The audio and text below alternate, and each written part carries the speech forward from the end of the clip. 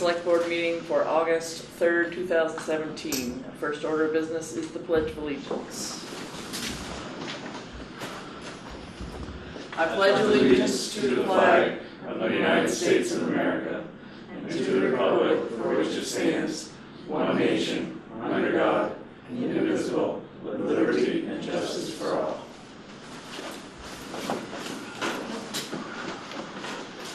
Thank you for the turnout. I realize this is the Franklin County Field Days and people like to play, which is good. First order of business is public comment. Go ahead, Ty. So I'm here to talk about, I hear a lot about the Macy property, and I just want to make sure that we don't rush into anything. You know, the town owns a lot of properties that they've had for a lot of years. I mean, I know this is right in the center of town, but it's once in my lifetime probably purchased. And I want, when we decide what to do, it not to be just because spur of the moment. I know there's a lot of people biting at the bit, and, you know, let's see something happen there. You know, there's a lot of great ideas, but I keep hearing the word want, and want and need are two different things, and we got to remember that, and we got to plan for something that's going to work for our kids and grandkids. That's all I have. Thank you very much, Todd. It was well spoken. Add one thing to its want and need. Certainly. Affordability. Yes. You'll be able to afford things also. Got to figure out a way to make it pay, or at least break even. Absolutely. And hopefully the five that sit here will live up to your expectations. You will. Any other public comment? Okay, moving right along. Swanton Village rep. Reg, Yeah. you have a lovely day on. Yes, we do. I brought Chris Leach, our village trustee. He's the commissioner for our utility. So thanks for inviting us up. It gives us an opportunity to at least dispel some of the rumors about what happened and how it happened and why it happened and that kind of stuff. So as you know, every year that we're visited by FERC, they come in and do an inspection, and every year we have our annual shutdown that we do our preventative maintenance on the equipment and we do our inspections. And a few years ago we started to notice some delamination internally into the bag. And so the bag's life originally, when we purchased it from Bridgestone, was 30 years. Since then, they had backed it down to 25 because of some issues that happened in other places throughout the country with these type of bags, Bridgestone bags. And so we were, next year would made our 25th year.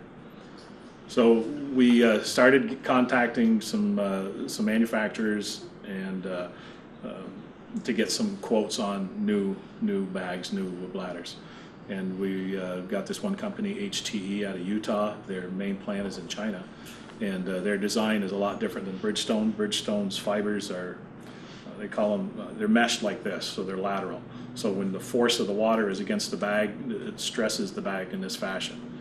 The new design, they're lateral, they're horizontal like this, so there's less stress on the bag. What happened here was that we, like I said, we noticed some delamination internally, so we kept monitoring it. You know, you put a chalk line around it, and you see, you know, just like you get an infection, see if it's growing. So we watched it, and it remained the same for at least a year. So during this process, we said, well, do we repair or replace?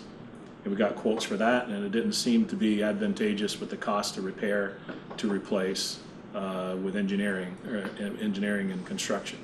So we voted to replace. Yeah. And that's when we said, okay, let's start the process. We're going to go for 2018 August, because that's around the same time period we have to start our relicensing process. So I said, knock off this one, you know, pill and start this other one for the relicensing. And relicensing is going to take 5 years. So in June 14th, as a matter of fact, at approximately 2:08 and 49 seconds probably. That you're counting. Not that it was embedded in my brain. we got a call from the hydro plant saying that the bag is losing pressure and both blowers aren't keeping up with it. So we have the ability to force more pressure into the bag to keep it inflated, but upon observation with myself and my maintenance guy, Scott Mueller, we opted not to perform an emergency repair, i.e. meaning putting somebody inside the bag and trying to basically seal it up like a tire except internally. You can do that. One, didn't want the thing to blow catastrophically, because if it's starting to leak, it means you got something happening. So we said, well, now it's deflating on its own, we can systematically deflate it. We chose to do that rather than having a catastrophic fail. So we put all the units, and so the tear hole, not sure the size because now it's underneath onto the concrete, but you could hear the air, hissing out of the bag, and it wasn't like it's a huge tear or rip or whatever. So we've told the operators to put all the units on 100%, so to relieve the pressure from the bag, so we had a good systematic discharge. Fire departments were notified, both here and in Swanton, and basically staged at the complex, and went from there. The whole emergency, the bag fully deflated and the pond expiring, were around 9 o'clock. So the runoff that we saw within the village was roughly like a spring runoff. It wasn't catastrophic, it wasn't life-threatening, so we didn't have to, Was there any damage to your equipment? No damage to the equipment, other than the bag. One of the things we are seeing now is because the pond is so low and that head, we don't experience that anymore, any longer. That intake gate is 15 feet taller than it is, river level right now. So you have all this extra water, you have all this extra space. So the volume going through the penstock is that much more. Now we're seeing, because the river levels are so low, we have to rake more often, more stress on the equipment. The units have to be monitored closely because a lot of these bearings are water cooled. So they're oil filled but water cooled. So if the baskets, the sediment from the river gets in them, plugs them up, now you overheat the bearings, and now you're seizing up bearings and shafts and damaging equipment. So a lot of stress on the operators, a lot of stress on the equipment. We can have a conversation about generation. If you want to pipe in, Chris, just let me know. Sure. Okay. I would think one thing about the bag, there's only 14.7 pounds of pressure in there. It's 1 atmosphere. If you want to go in the bag, you actually have to go into a pressure chamber, and then from the pressure chamber into the bag. And believe me, that's an experience. If you've ever been in anything where there's absolutely no light, can't see your hand in front of your face, that's inside that bag. But and it's a big, we keep calling it a bag, but it's basically a big rectangle, and it's just folded over on itself. And each end is at a 45-degree angle, basically, where the ends are folded over and bolted, and that's where the leak occurred, right in one of those folds. So as far as patching it, like Reg was saying, it would have been extremely difficult to do it and do it correctly. It's not like you had a hole in the middle, someplace long. It's 220 feet long. It's one of the biggest rubber cuff dams in the world, I think. But In North America. in America, North America, anyway. Generation-wise, we're down a little bit, so that does affect your formula a little bit. But we've had enough rain this year that it really hasn't hurt us that bad from that standpoint. Yes, we've had to buy more power, and that's more expensive than making it yourself. And we're really pleased that we have about 1,100 customers that live in Highgate, and we're pleased to give you we think almost the next to the lowest rate in Vermont for sure. Where are you at, Chris? We're at about 11 cents. 11 cents, Yeah, okay. we're at 12 of the piece. 12 and a little bit off. I'm paying 15 and 17. Yeah. one of the things that, so to go back with the generation, it really stinks to have a job where you pray for rain when you get up in the morning. So, especially this summer. So, what Chris said, even though the head is 15 foot lower, we are actually generating more electricity this time of year than we did last year. So, yeah, believe it or not. So the impact on the taxes within Highgate, cross our fingers, it should be pretty minimal, if non-existent, because right now we're ahead of our purchase power, what we have to put in for contracts for purchase power. So, like I said earlier, we had planned already to do a replacement next year, August. So the company, after the fail, I notified them, and they said, well, Reg, we've been working with you guys for a couple of years on the design and everything else. We think we can expedite this and get it in 3 months instead of, I think it was like 6-7 months.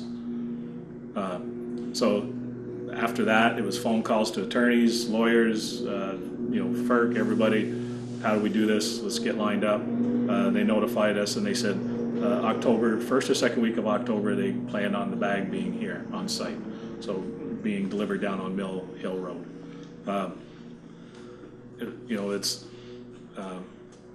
So we expedite it for many reasons. Obviously for our generation, but also who we're impacting. We're impacting Highgate. We're impacting our ratepayers, both in Swanton and part of St. Albans. So, I mean, to have a job where you're impacting that many people, you don't sleep well at night, to say the least. I've dealt with emergencies over my years. This one was up there as far as a pucker factor for me. But we have a very dedicated staff of hydro operators and line crew in order to make sure that you guys get reliable electricity. And when you call us, we're there, not many hours, but within the hour, 90% of the time, 95% of the time. So we're hoping October delivery. We should hopefully, it'd be a couple, 3 weeks for install. So if anybody wants to buy some rubber, we got a whole bag for sale. Cow mats.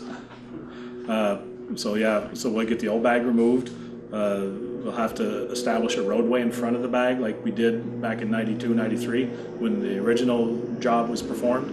We'll do that again. And hopefully by mid-November, the bag will be up and running and we'll start establishing a pond again. I know for people who live on the river, we apologize that their boating is probably stunk this year, but it's it'll be temporary. But you gain some more lawn. Yeah, I know it stunk horribly up there. We apologize for that. Which end will the materials be coming in from like Highgate Falls end or coming down Mill Hill? It's going to go down Mill Hill. Really? Yeah, because back in the day in '92 when the original building was put in, that powerhouse that you see now where Unit 5 is put in, none of that was in existence. It was a flat surface, so the cranes were able to reach from there halfway across. So what happened is this is like 40-something ton, I think it is, 46 ton, this bag. The first delivery was on a steel drum, so one crane picked it and they basically lowered it and extended it out, rested it on the crest of the dam. The other crane picked it and then continued to unroll it. This one is coming folded. So we're going to have to get it up on Mill Hill, unfold it, get it set to where we can take it and then fold it the way we need to, pick it, and then place it midway and then unfold it in both directions. But you're still going to have crane on both ends. Yes. Crane on both ends, you pick it up and roll it over. Yeah. And so you make your connections and then have it bolted. It'll all be all pre-drilled. Yeah. Yeah.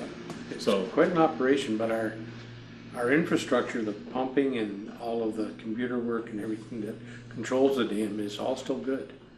And we are not doing anything different than what was originally there as far as size or major upgrades. It's just refreshed to the same piece. That's what's helping us get our permits, because if we were changing anything, you know, the state of Vermont, the wheels turn pretty slow. But, so it's going to be exactly what was there before. The capacity and the way it operates will be very much the same. The material, like Reg said, is improved. This one is guaranteed for 30 years, right? He said easily 30 years. Easily 30 years. And I think that cross-hatching, it's really like a tire. It's different, the rubber is different layers of material in different directions, and then more rubber, and then more material, and more rubber. So it's really, really, really resilient. But over the years, the older one, it vibrates all the time. With water flowing over it, with the pressure, there's a little gentle movement all the time. And that fatigues the rubber and fatigues the other piece. The dams that failed out west were because of sun damage. And we have sun, but not like they do. But ours was fatigue. Yeah. The newer rubber with this manufacturer, they manufacture their own rubber. It's their own formula, so there's more UV protection built into this rubber. The one that failed years ago in Tempe, Arizona, they had minimal to no water flowing over the bag to keep it protected. Here, I mean, the bag is designed to maintain 190 all the time. So if the water level raises, the bag deflates. So it's always maintaining that 190. 190 above sea level, yeah. So we see a lot of water over the top of the bag, and like Chris said, I mean, our Vermont climate's suboptimal. I mean, 90% of the time it's cloudy. But so we're hoping to be back up and running, and yeah, a lot of dominoes got to fall right for this to be back and running in November. But that's our goal. We're working towards that. Everybody is every from the manufacturer to the people that are actually delivering the bag here. We've got the same company, different name, doing the installation. Some of the same crew that did it 20 years ago. So we have a lot of faith in that everything can work, but we still got to have a little bit of English there, yeah. But same engineering firm too. Yep. Their bid came in, and so it's the same ones that helped put it in 92, 93. yeah, this is still a $2 million project, but we're still hoping to keep. We will keep our rates low. We will keep our outages low. I mean, we're really proud of how the village operates compared to some of the others in Vermont. I mean, our outages are few. They're short. We have really quick ways to determine where they are. We're kind of lucky that our meters are all close together. It's not like we're strung out like the co-op is for miles and miles and miles. So it helps a little bit in that mean too. But we want our rates to be favorable for industry to come here, for people to live here, and we want the lights on 24/7. So and I think all of you should be very much commended, because this could have been a lot worse catastrophe than it was. You know, Yes. I'm assuming you had emergency procedures in place, and it seems like all your dominoes did fall correctly. Nobody was in danger downstream. I think all of the residents of Highgate and Swan know you a great gratitude for that. As a trustee, I'm very proud of the way Reg and the way the whole crew handled this thing. It just was very professional. To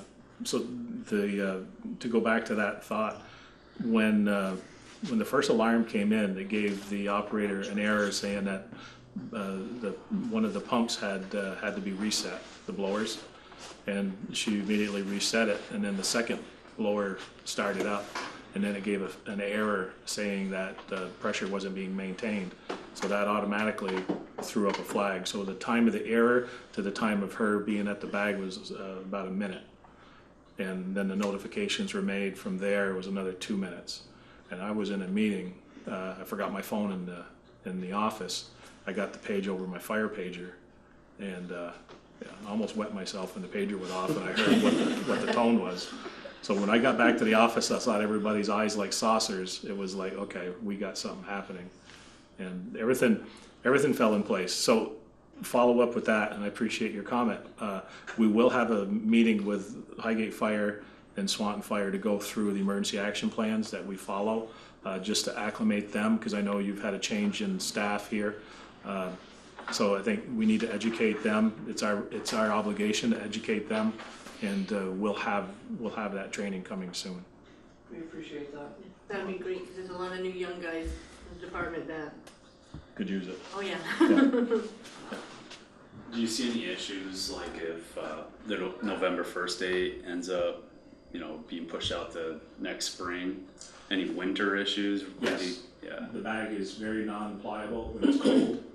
Installation will make it very difficult. We'd have to put a tent and heat it for the winter time. So rather than having about $800,000 cost of installation, you can kick it up. That's why, it's so sensitive that we get it in October. And we did do the calculations of, okay, if we do nothing till spring, what's that look like? So our generation, wholesale power out on the open market, right, if we're only producing 20% of what we need, the other day our load for our customers was like 10 megawatts. When you're producing 2, you're out on the open market. We have contracts that cover 120%. Because you need that buffer, right? When the generators aren't running and the river's not flowing, you need that buffer.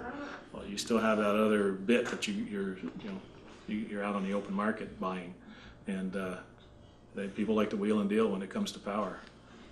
It's The engineering of making electricity is interesting and cool. The politics, I just want to go and hide. Yeah.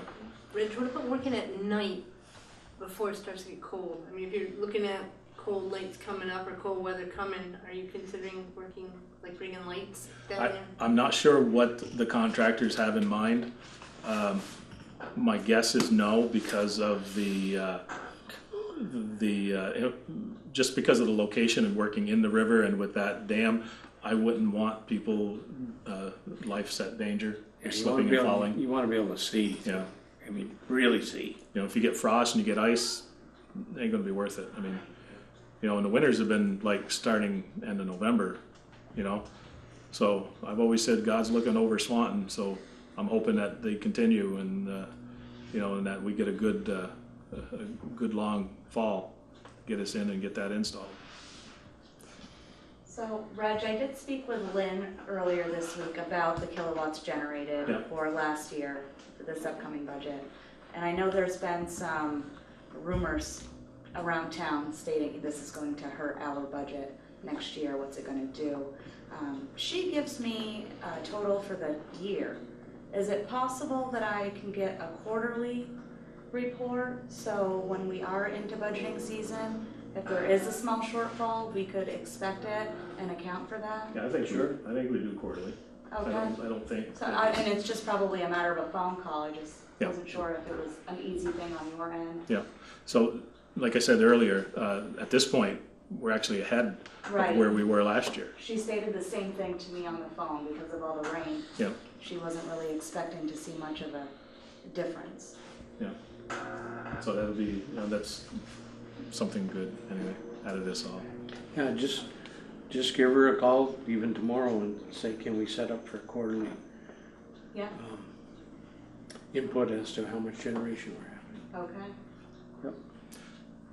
So we also wanted, while Swanton Village is here, to talk about, just briefly about the Swanton Dam removal that Swanton and Highgate are collaborating on to remove a safety hazard from the waterway. Yep. It's a boating hazard. So years and years ago, long ago in a time far away, long before I was here, I guess we acquired the Rixford Axe Head Company, that little section of the river, and it happened to be this nice little stone wall that was there that got undermined, and a canoeist went shooting through it. Sluice there. Yeah. Yes. So over the years, been working with with Northern Forest Canoe Trails to try to get some grants put together. And we sat down with Highgate and ourselves, and finally funds got put together. And lo and behold, starting next week, I believe Tuesday, they're gonna remove the old dam remains. So it's been a collaboration between Highgate, your historical society, Swanton Town, Swanton Village, Northern Forest Canoe Trails, the Wildlife Refuge, because their equipment is going to be utilized. So everybody was just, I mean, everything had to line up. And Walter, bless his heart, he decided to do something different, and Noah has been taken over, and everything's been seamless to this point. So last week we went down and built the road. So the road is there, and we actually had a conversation with V-Trans because they're going to be replacing the bridge. Possibility of leaving that roadway in so they can have access to that area. So I haven't heard back from them yet, but that would be also another win-win for this project and actually help them in their efforts too. So, but yeah, that should be down next week. So the river will be safe in that one section for these canoeists. Has it helped that the water, the dam broke on this end?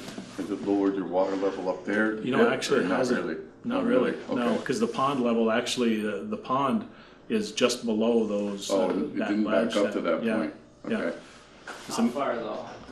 Huh? It's not far from there. Not far from there, but it seemed like, I mean, the other day we drove by and it looked like it was still going pretty good. You know, and they've had some wicked rain up North Troy area. So, you know, whenever they say, well, Vermont, we've been in a lot of rain, if it's south, it doesn't help us. But right along the Canadian border, and into Newport area, North Troy, that area, that's when we get the water 2 days later. 2 days. Yeah. Yeah, it's roughly 2 days. I'm glad you clarified that, because we get a lot of phone calls and questions. Why does Swanton own that dam? What's Swanton got to do with it? But you actually own all of the riverbank. Yeah. I'm not sure how far back, how far up the river that goes, but. Yeah, I'm not sure either. I think it may end at that bridge, at Macy Road Bridge, but I'm not sure. But yeah, I always thought it was right where that Dead Man water pickup is, but I'm not sure. no, it's up. Because It's above that? Yeah, we have that Oxford that dam. What was I going to say about that? Oh, so yes, so 1894 is when Swanton was the first municipal utility in the state of Vermont to own a hydroelectric facility in 1894. And back our annual report last year, we used the cover to boast about our hydro and how well it's maintained and how many years it's been in existence. And back then, the trustees touted that that they would have our own utility and have one of the lowest rates in the state, and it's still true today, 125 years later. So when they talk about renewable, that's true renewable because it's around 125 years and not 25. Yeah. So. Yeah, and I'm sure if you have not ever had the opportunity to tour the plant, that we can make that happen. There's been some nice improvements in there. The crew keeps it gorgeous. I mean, the turbines are old, but they've all been rebuilt many times. Can't do that with wind towers. Can't do that with solar panels, but you can do it with generators. You got a 1932, 54, 63, and a 91. And they're all running to nameplate still. In other words, they're... Of that facility? What's that? What's the total output of that facility? Well, the nameplates are 10 megawatts, but they'll only actually produce, the highest is 9.8 megawatts, and that's the restriction of the penstock. Unit 4 will not run its nameplate because of the restriction of the penstock. They can only suck in so much water, and then you have the other units behind it. You'd need a lot larger penstock in order to get its full nameplate, but the most it's done is 9.8. Yeah, there's 2 1 megawatt units, a 3 and a 5. And then we got Unit 5, it's a 564 kW unit. KW unit to flow of the river, yeah. Remember, it's not how the water flows, it's how much water's in, how much head there is, how much weight there is, that drops down into a manifold and then goes through the weir gates, goes directly to the water wheels. if you have never seen a water wheel, they're pretty interesting looking. It's just a big, it's not that big, it's just a swirl of fins, just like an airplane wing. And you design them such that you want the water to approach the wheel so it doesn't cavitate or you know, mix with the air. It just wants to flow and spin the wheel. Very similar to little pinwheels the kids have. Yeah. When you blow on it like this, the closer you get it to your mouth, the faster it goes. It's the same thing. The wicket gates will direct it and force the water harder into that pinwheel and thus make them go faster. You open it up, slows them down, close it in, speeds them up. It's like I said, the science is awesome. Politics stink. Fascinating. So I don't know how much time we have to delve into it tonight, but there was also a question on the table regarding development at the airport and a potential for them to ever connect to Swanton Water. So, yeah, the trustees, we hadn't brought it up to the trustees, and the trustees were very amicable to having that connection happen. Funding is another thing up in the air. We're in the process of working with MVU to upgrade that water line also. And it's a short section, so if you look at the way right now the way we operate and the way other municipalities operate is when a customer wants to tie to the system, their portion is to the curb stop where we shut it off, turn it on. Same thing with MVU. They're going to connect to that gate valve on our main line. We run the main line, they connect to there, that's their responsibility.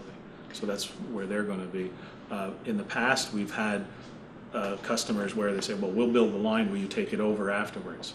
And we say yes, only if we can monitor the progress of the construction of the lines. We've done that to other customers. And what's the size of the pipe? 16 or 8? It's 16, I think, coming in. Yeah, there's the capacity there to feed the airport if you need it. So, yes. So we look forward to doing some more work in that department and hopefully coming to some mutually beneficial arrangement for both our town and Swan Village. Working together is always best. You bet. We've already run it through our engineers, Aldrich and Elliott, and they've kind of looked and nodded, yeah, it's possible, very possible. That's wonderful. Yep. Okay. Okay, any questions from the board? Sounds great. Can you just say for listeners what FERC is? Federal Energy Regulatory Commission. Those are the people that they'll come in and start picking the scab until you bleed. So if they find something, they just keep digging and digging and digging. But they're our regulatory entity. But the few times I've had to talk to their representatives, they're pretty cool. Sometimes the Agency of Natural Resources in the state of Vermont isn't always that cool. Yeah. We have an improved relationship with the Agency of Natural Resources, I have to say. Well, to speak to Ty's comment earlier, someone 125 years ago had a damn good idea. Yeah, sure did. Thank you so much for coming, Thanks for inviting us. explaining that to all of us, and I for one would like to take him up on that Like I said, idea of a little tour. That would be pretty cool. take that one to them. Just let us know, and you can come as a group or individually. Yeah, that would just set it up so that they know, and because they always put a little spit and polish, you know, when they know people are coming. Nothing wrong with that. No. They got to put their good shirts on. Yeah. Well, thank you for coming, and thank All right. you very much for all you do for us. Thank you. Yeah, thank you. Great Thank you. presentation. Okay. You don't have to leave. You're welcome to stay. Yeah, well, welcome to say I had my meeting good. Take care. Bye. Bye. Thank you. Okay, now on to Mr. Goodrich from the Franklin Northwest Supervisory Union. Great. Nice to be here. Thank you, Heidi and Select Board, for allowing us to come chat with you a little bit about the solar field and mostly about the a potential memorandum of understanding that the school is interested in having you consider, so that the land that was donated by Frontage LLC, the organization that put in, or in the process of installing the solar field in the old Carroll concrete pit, we were interested in the land initially. We thought about having it be school land, and we just feel a lot better that it's Highgate land, and we'd love to work with you in a partnership to help MVU with their expanded ag program be able to use it for some forestry issues. Not that there's too much tall timber out there, but Jim Macy is here, one of the founders and one of the mainstays in the ag program. Has some ideas about what might be done, and I'll just, as I turn it over to him, I was intrigued as the teachers in that ag program said that they can grow almost anything, even in sand, if they have water, and there's water out there. So, Jim, if you'd like to share a little bit about kind of what the ag program is thinking about, and then I'll come back and follow up with some other issues. No, I'm only here to listen. Okay. Well, then I'll share with you what I know. If the schools have got to do composting, the compost, in my opinion, would be a great way to build up the organic matter in the topsoil again. And as far as the water table is about 2.5 to 3 feet down in the ground, so that irrigation would not be a problem. I am just here to find out what is going on, because I would like to see the possibility of expanding our agriculture program for our juniors and seniors, and use at least part of the land for educational purposes. How much land are we talking? 60 acres. That's actually usable for your Well, purposes? no, but that's the amount that's That's available. the whole portion, so about 40 acres is what you Yeah, probably, and some of the original topsoil is actually still there. It's in piles around the outside. So with an excavator, you already have the built-in possibility of putting that back in place to start your topsoil. So the thought, and I don't know how much Kurt donated to the town of Highgate. I'm thinking it's about 60 acres that's outside of the perimeter of the 2 500 kilowatt solar fields that he's installing. Is that an accurate statement? It's about 60 acres? I was thinking it was less. Okay. I was thinking the whole property was 60. Okay. Yeah, I think it was 37 point something. Okay. All right. Around 40, something like that. So anything is helpful for us. And again, I think we're just on the front end of even considering that, but we can't move forward until we have some formal agreement that looks at insurance and looks at expectations that the town of Highgate has for the use of that land. The other thing that I'll share with you is we're having conversations in a couple of weeks with Coal Hollow Career Center and Northwest Tech Center on additional partnerships that we might undertake from the 3 educational entities, and who knows where that might go.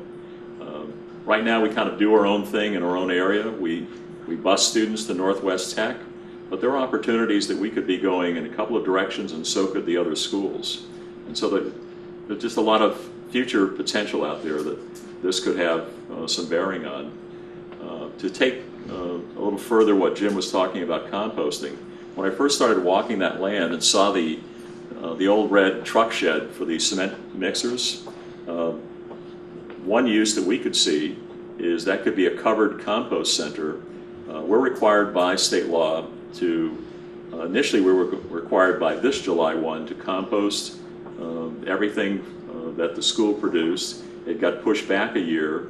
The elementary schools are going to be a couple of years out, and we either send that to a compost center and pay to have that taken away, or we utilize that as a resource and begin to do work here. And the conversation I've had with Reg and with the village, they could see contributing leaves to that along with the food compost that we produce at the school. And it's a sizable amount of or food scraps and other kinds of ingredients that would go into that. The ag program has about 15 years of experience already doing compost, but on a small scale with the work that Mark Wild has been doing. Mark is one of the teachers in that program. So those are all options. And if the red garage, the covered cement pad is not an option, there's an open cement pad beside that, and that would be fine too. One of our interests is to get an old tractor with a bucket and stage it out there to be able to. You have to turn compost, and that's part of how you brew it, if that's the right word, cook it, whatever cure it. That's another. And so if there were a tractor out there, it'd be good to keep that under cover. The good part about that from vandalism, there have been a lot of people that have had a lot of activities out there, and with the fencing that's going around the solar field, I think that would be a pretty safe area to go. So kind of in the wrap of this, the solar project's coming along. It's interesting that the dam might be operable on November 1, because that's just about the same time that the solar fields are going to come online. So their go live date is sometime in, they're saying right now, no later than November.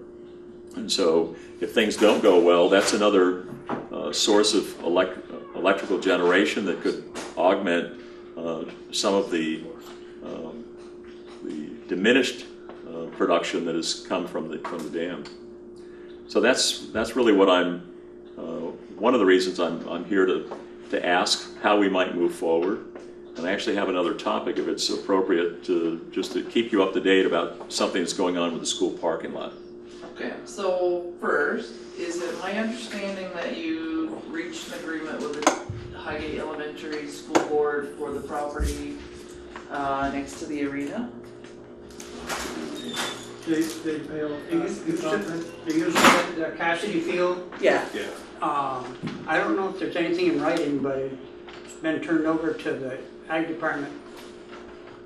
I mean, to use. Okay. I don't. Yeah, I think it hasn't been given to us, but right. the use of it. Right. So what are your plans for that property? We started dividing the field so that the front part is operated as organic and the back part is operated as conventional. But with the rain this summer, there is no conventional.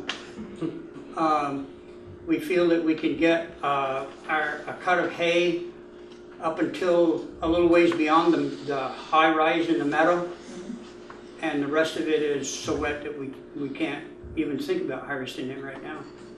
But what should have happened on a normal year is that the first cutting comes off, and we have contracted so that the person would take the first cut off, and that would be their pay for doing the second cut for feed for our animals at school. Yep. But this is a crazy year, especially when you're trying to put up dry square bales. Yeah. The other piece of that, there's a very nice garden plot that's on that complex that we've had volunteers in the past that have taken care of that, and last year produced over 300 pumpkins so that every child at Highgate Elementary had one. Yeah.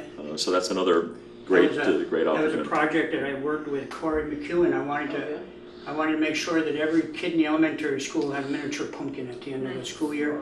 Actually, we ended up producing something like 550. Wow. Something that they could draw faces on and stuff, just so that they'd go over there on a field trip and they got a pumpkin. For community, just to build community relations. That's great. Great job.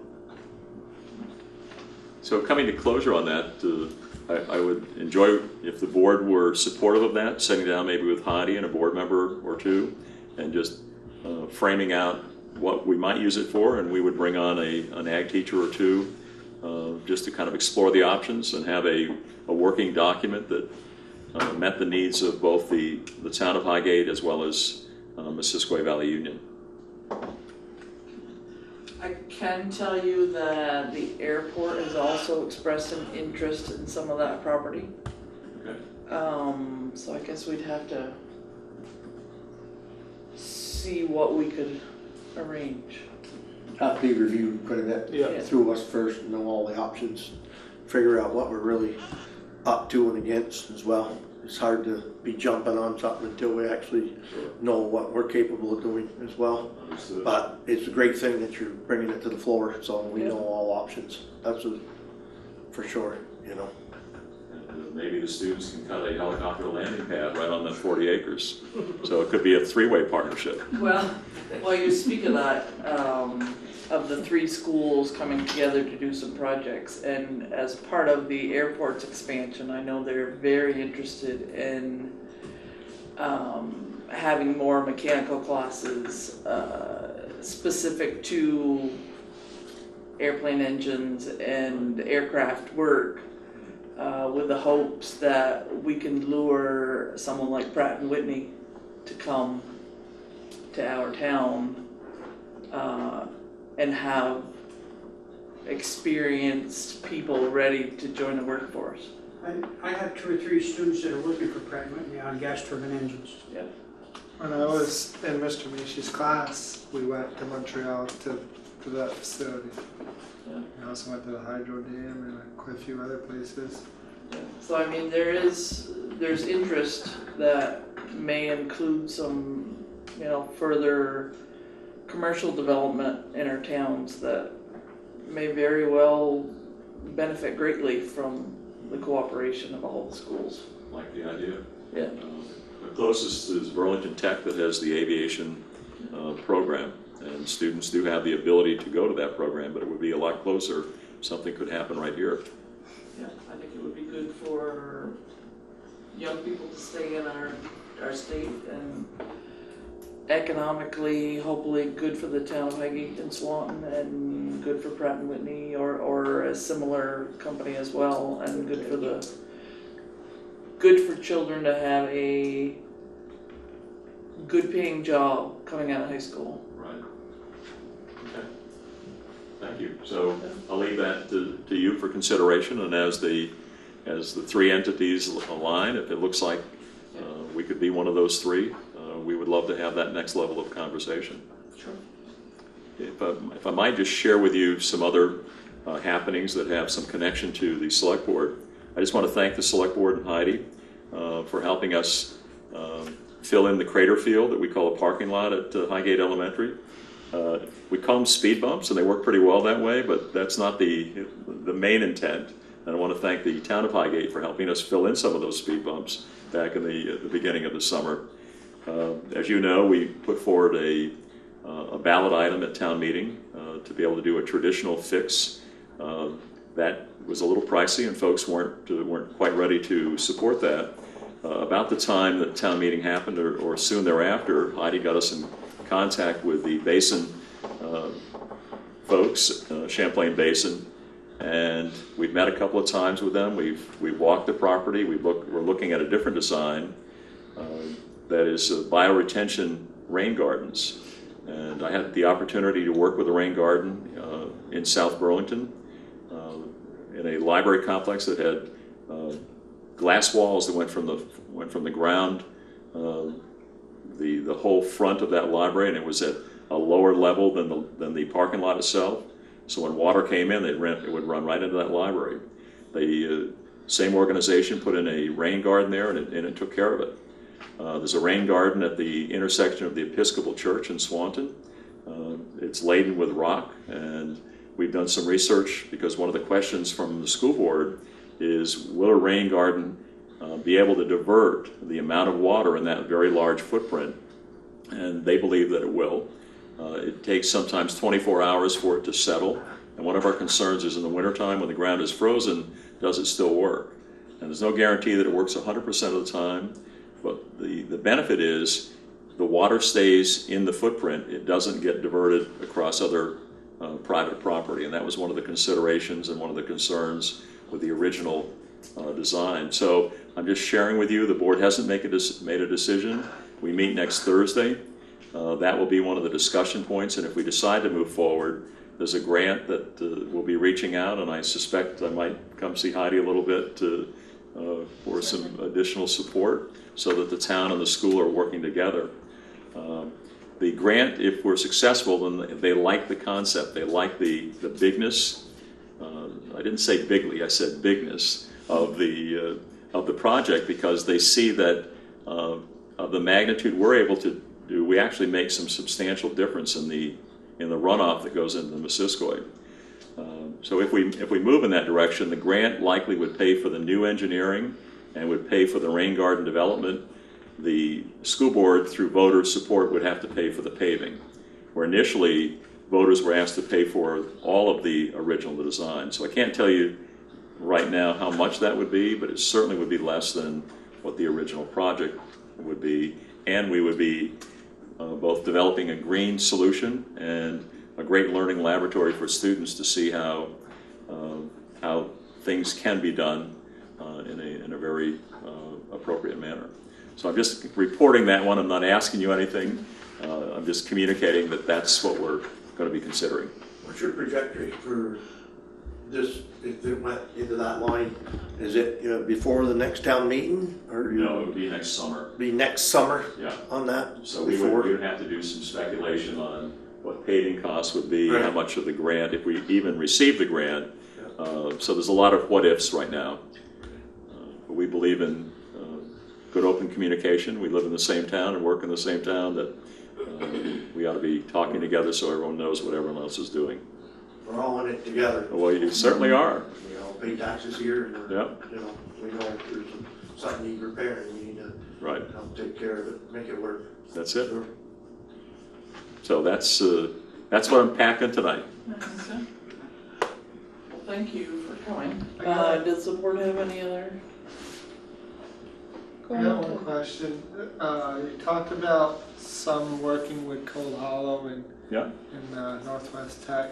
Has there ever been any consideration for the ag program at MVU to do any adult education programs? We haven't, but it doesn't mean we wouldn't. And I think that's certainly a conversation to have with the entities that do. I know Northwest does. I don't know if Cold Hollow has adult programming.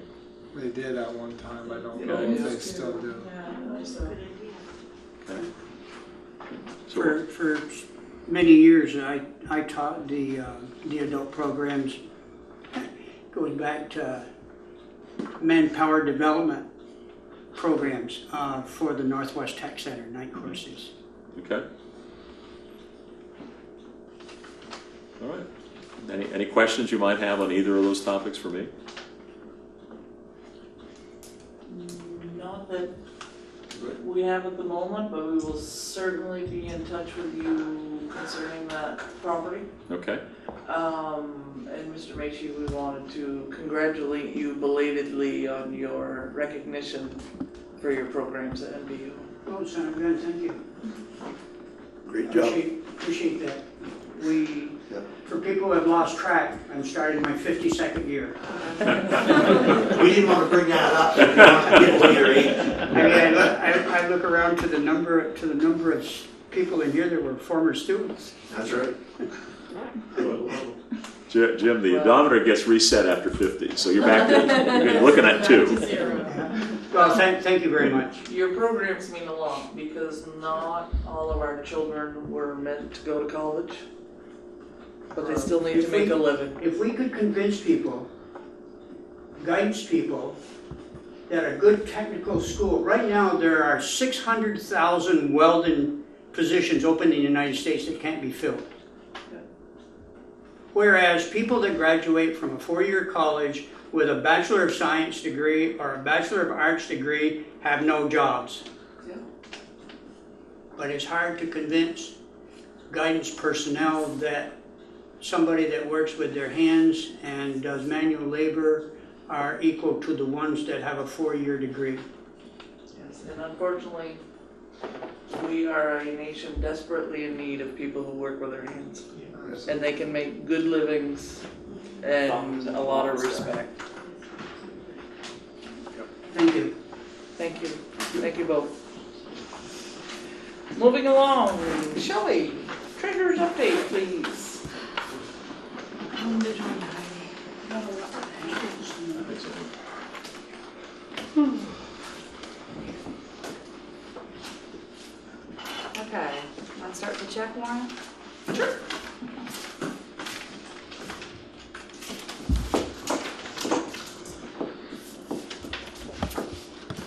There's the check one.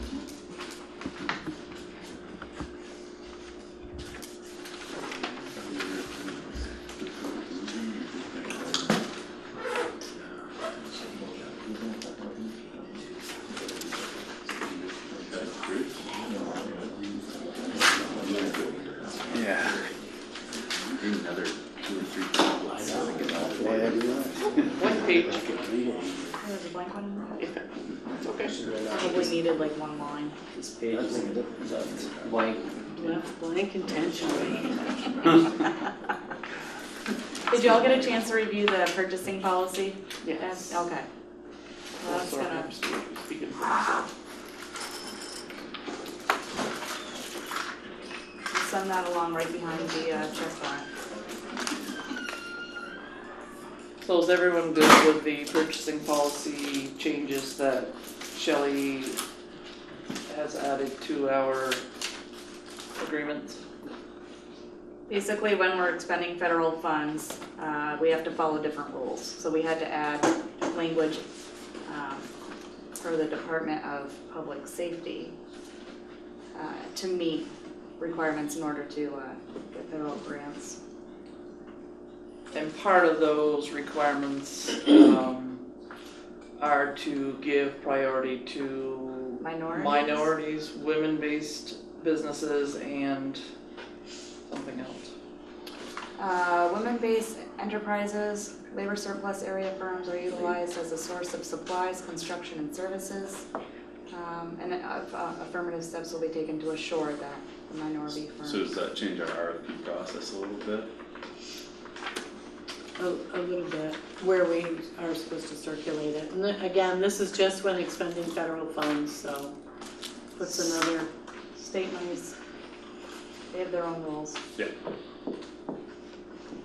Also, number 10 on the criteria for bid selection, we now have to check the suspension and debarred on the Vermont website.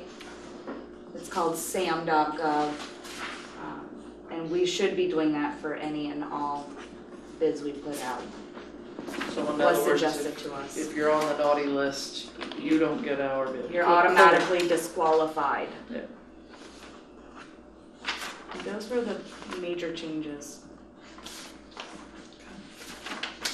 Do we need a motion to sign the revised division of the purchasing policy? Thanks. Okay, would you like to make that motion? Sure. I'll Do I have a second. Okay, all those in favor say aye. Aye. Those opposed? Say aye. The conflict of interest policy is also in there with the changes highlighted. It's still kind of in the works. Kind of pushing back on the Department of Public Safety a little bit on what they're requiring us to have in there. As far as they are wanting to demand, what's the word I'm looking for? Disciplinary action. If there's a conflict of interest, and legally when it's an elected official or an appointed is a little different, but the rules change a little bit. So we've got it on the attorney's desk. We've kind of told Department of Public Safety where we're at with that. The policy we have in place came straight from VLCT. So the changes we made we're hoping that will satisfy what they're looking for. So the changes have been made as a result of an audit by the state. They wanted us to comply with their updated regulations, so this is what Shelley and Heidi have been working on, so that we don't get a nasty gram saying we're in violation of anything. So it's Maybe just go apply for a grant. We have to- Yeah, that's right.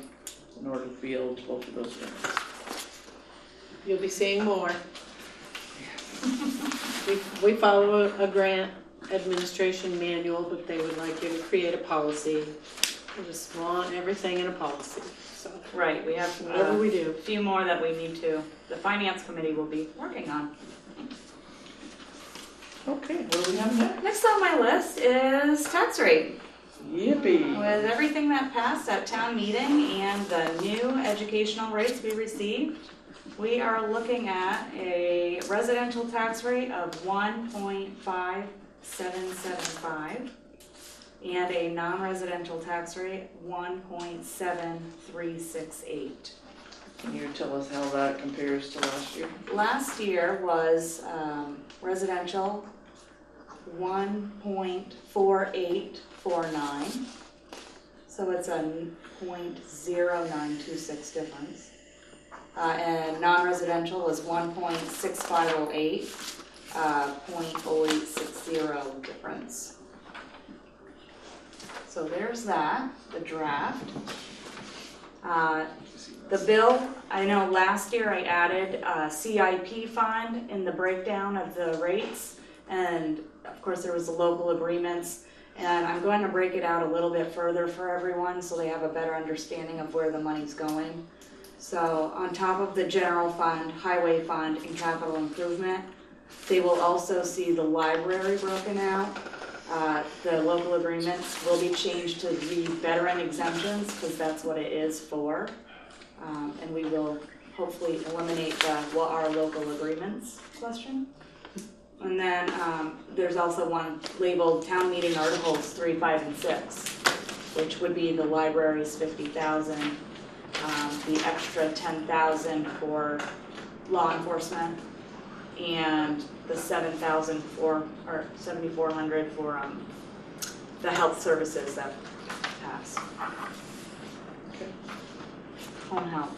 Any comments, questions, concerns? Anything from the public? Also, just a reminder, if you filed your homestead late, the penalty is 8%. So there is still time to file, but they will receive the 8% penalty. I'd say it's still worth it. Okay, do you need to have a motion to accept that tax rate? Yes, please. Okay, do I have a motion? Sure. Okay, do I have a second? Second. Okay, all those in favor say aye. Aye. Those opposed? Ayes have it. Okey-doke. We have a tax rate. We will be mailing tax bills in the middle of September with our All looking forward to that. new date of November 1st. That's all I got. Okay, perfect. Thank you, Joe. Thank you. You're welcome. Thanks, Shelby. Thank you. Okay, town clerk. Wendy. Yep, you've got 3 sets of minutes. Last meeting and you had 2 executive sessions. You guys have been busy. Guys and gals have been busy. Yes, they have. So there is July 20th was your last regular meeting, and Josh and Randy were not there. You, Steve, and Bruce were, so there's a quorum of who was there. But only you 2 could have heard me. Okay, wanna make the motion, Steve? This guy. There you go. Yeah, I'll make the motion that we accept the select board meeting. Is that what we're doing? Yes. How I approach it, I should say. Yeah. Okay, so all second, all those in favor say aye. Aye. Aye. Ayes have it. I got this. Okay, and there's 2 sets, you had an executive session at the Highgate Arena on the 26th. And I'll make a motion to accept those minutes. Second, Yeah, second. all those in favor? Aye. Those opposed? Ayes have it. And the last one. on July 31st, you had an executive session conference call. I'll make the motion. Go ahead. We You accept. can't make the motion, you weren't there. I'll make the motion. Okay. I'll second it, cause I was there. Just move it along. All those in favor say aye. Aye. Can I say that? Was that Josh and Sharon? Was the commute too far for that call? Move it along. Okay. Good stuff. back in March, you all approved a list of caterers that I could sign off on. There's 3 more I want to add to that list because 2 of them we've received requests for. The 3 I'd like to add to the list are 14th Star Brewing Company, Dirty Nelly's Irish Pub, and 802 Cocktails. And I do have requests for 2 of those already for events coming up soon. I did contact Department of Liquor Control. They're all set up with accounts there, so it won't be a problem for everything to go through and get approved, but I need you to okay me to sign it. Okay. Do we have a motion to approve Wendy? Second? I'll second. All those in favor say aye. Aye. Those opposed? Did they send samples? Right? I wouldn't get much done if they were sending samples. I believe Marcy and Adam are here from Maha to talk about their fundraiser events. Okay, you're up. So we are trying to put together a fundraiser, cornhole tournament, Saturday the 16th at the arena, rain or shine. We're trying to utilize the space. If it rains, we have the capabilities of having it inside. The biggest thing is approving the 802 Cocktails to bartend the event and have all the, provide all the alcohol. They were the only company that do not cater. They do just specifically bartending, so that if we were trying to go through a regular company, they would put you at the bottom of the list because we did not require the catering of a lot of those other companies. We're gonna set. Can you tell us what a cornhole tournament is? So a cornhole is like a game, very much like horseshoes, with those sandbags. You try to toss it. Yeah. The idea is to try to either get it on a big wooden end piece or get it through the hole for 3 points. It's a popular backyard game. We were hoping to pair that with services that 802 Cocktail can provide and try to put together a fundraiser that hasn't been done yet. Does the hole get bigger as the evening goes on? No. You just see more of them. It might get fuzzy. You might see double. See more of them. We're setting up like online. We're hoping to set up an online registration and have I think it's $40 per team. Yep. In 3 divisions. So we're hoping to get some decent turnout. How many per team? 2 pairs. Where are you gonna have it if it's nice outside? We're gonna do it in the rink. We're gonna do it in the rink either. We're doing it in the rink either way. That way we don't have to worry about weather, and if it goes late at night, we won't have to worry about outside lighting. We can contain it. That was my thought. Bathrooms are already We're there. going to do a barbecue by the Maha members, just volunteers. People can put in their hours. We've already reached out to some local businesses to do donations for the food, meat.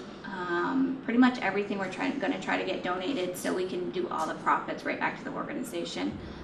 There's a couple other fundraisers that we weren't doing this year, so this is hopefully going to pick up for the ones that weren't really successful last year that we're not going to repeat. So That's something we wanted to try to do before the season started because we don't have a lot besides, well, Field Days is technically the end of this past year, so we're trying to do something to kick off so we have money in the accounts before we even get going.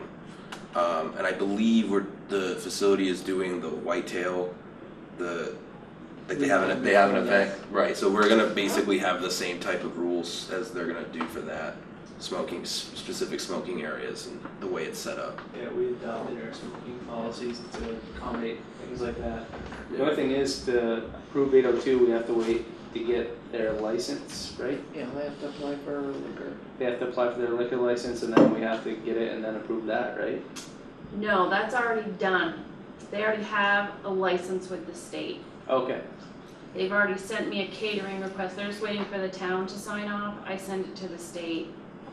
They'll issue a catering permit. So I think you're thinking about when Yeah, the locals in town are sells, yeah. Yeah, the stores. yeah, we didn't want to deal with any of that. type of outside alcohol coming in. So we figured this was the easiest way, and it will be 18 and over only. There won't be for teams. We decided that anything younger than the 18 would be maybe, you know, a liability, and so 18 and over for team participation as well. What kind of hours? We're going to open at 11, and then it will go until all the teams have completed. We're doing a double elimination. We're going to try to do a men's league per se, women's, and then a co-ed is our goal to try to have a pretty good turnout. And then we assume some of those men's and women's will make up the co-ed team. So we'll just go until it's all done. Cash prize for the winning team. That's our thought, yeah. And we're also going to raffle off. Somebody is making a board and going to do some Maha stuff on it, and then we're going to raffle. We're going to do a 50-50 raffle for that. And then we're doing some trophies, some small trophies for second place for each of the divisions, and then hopefully either a cash prize or trying to get some donations of gift cards or gas cards or something like that. So it's not a big out-of-pocket expense. Right. Yep. And this is very much preliminary, like we've never done anything like this, so we're really hoping to see how it goes and how much of a turnout we can get with only having planned it about a month ago. So like maybe next year we can roll into something bigger and expand from there. So I have a question that I didn't consider with the whitetails, but alcohol often leads to trouble. Do we have any rules or regulations about providing some kind of security? Security control. Law enforcement? Yeah. Didn't Whitetail say they had that? Well, what about our constable? Yeah, he was. Family guns. Yes. I feel like they're So I'm, you know, just for liability for the town, because it's the town's property. Right. Is there somebody that we require to be on the premises to control the rowdy? See if Ben's available. I'm just throwing that out there. It just occurred to me that it wouldn't be a bad idea. That's a great idea. We have contracted hours of the sheriff. Yeah, but do we want to do it for that? Those are in our covered hours. Or could be. Yeah. Yeah, they could schedule it and keep popping in and out. If they know what's going on. Right. Seems like they could make a couple rounds. Just to be considered that Absolutely. as we open that venue up to more and more options, which is great, but we also want to protect the town's assets and our liability insurance from too much usage.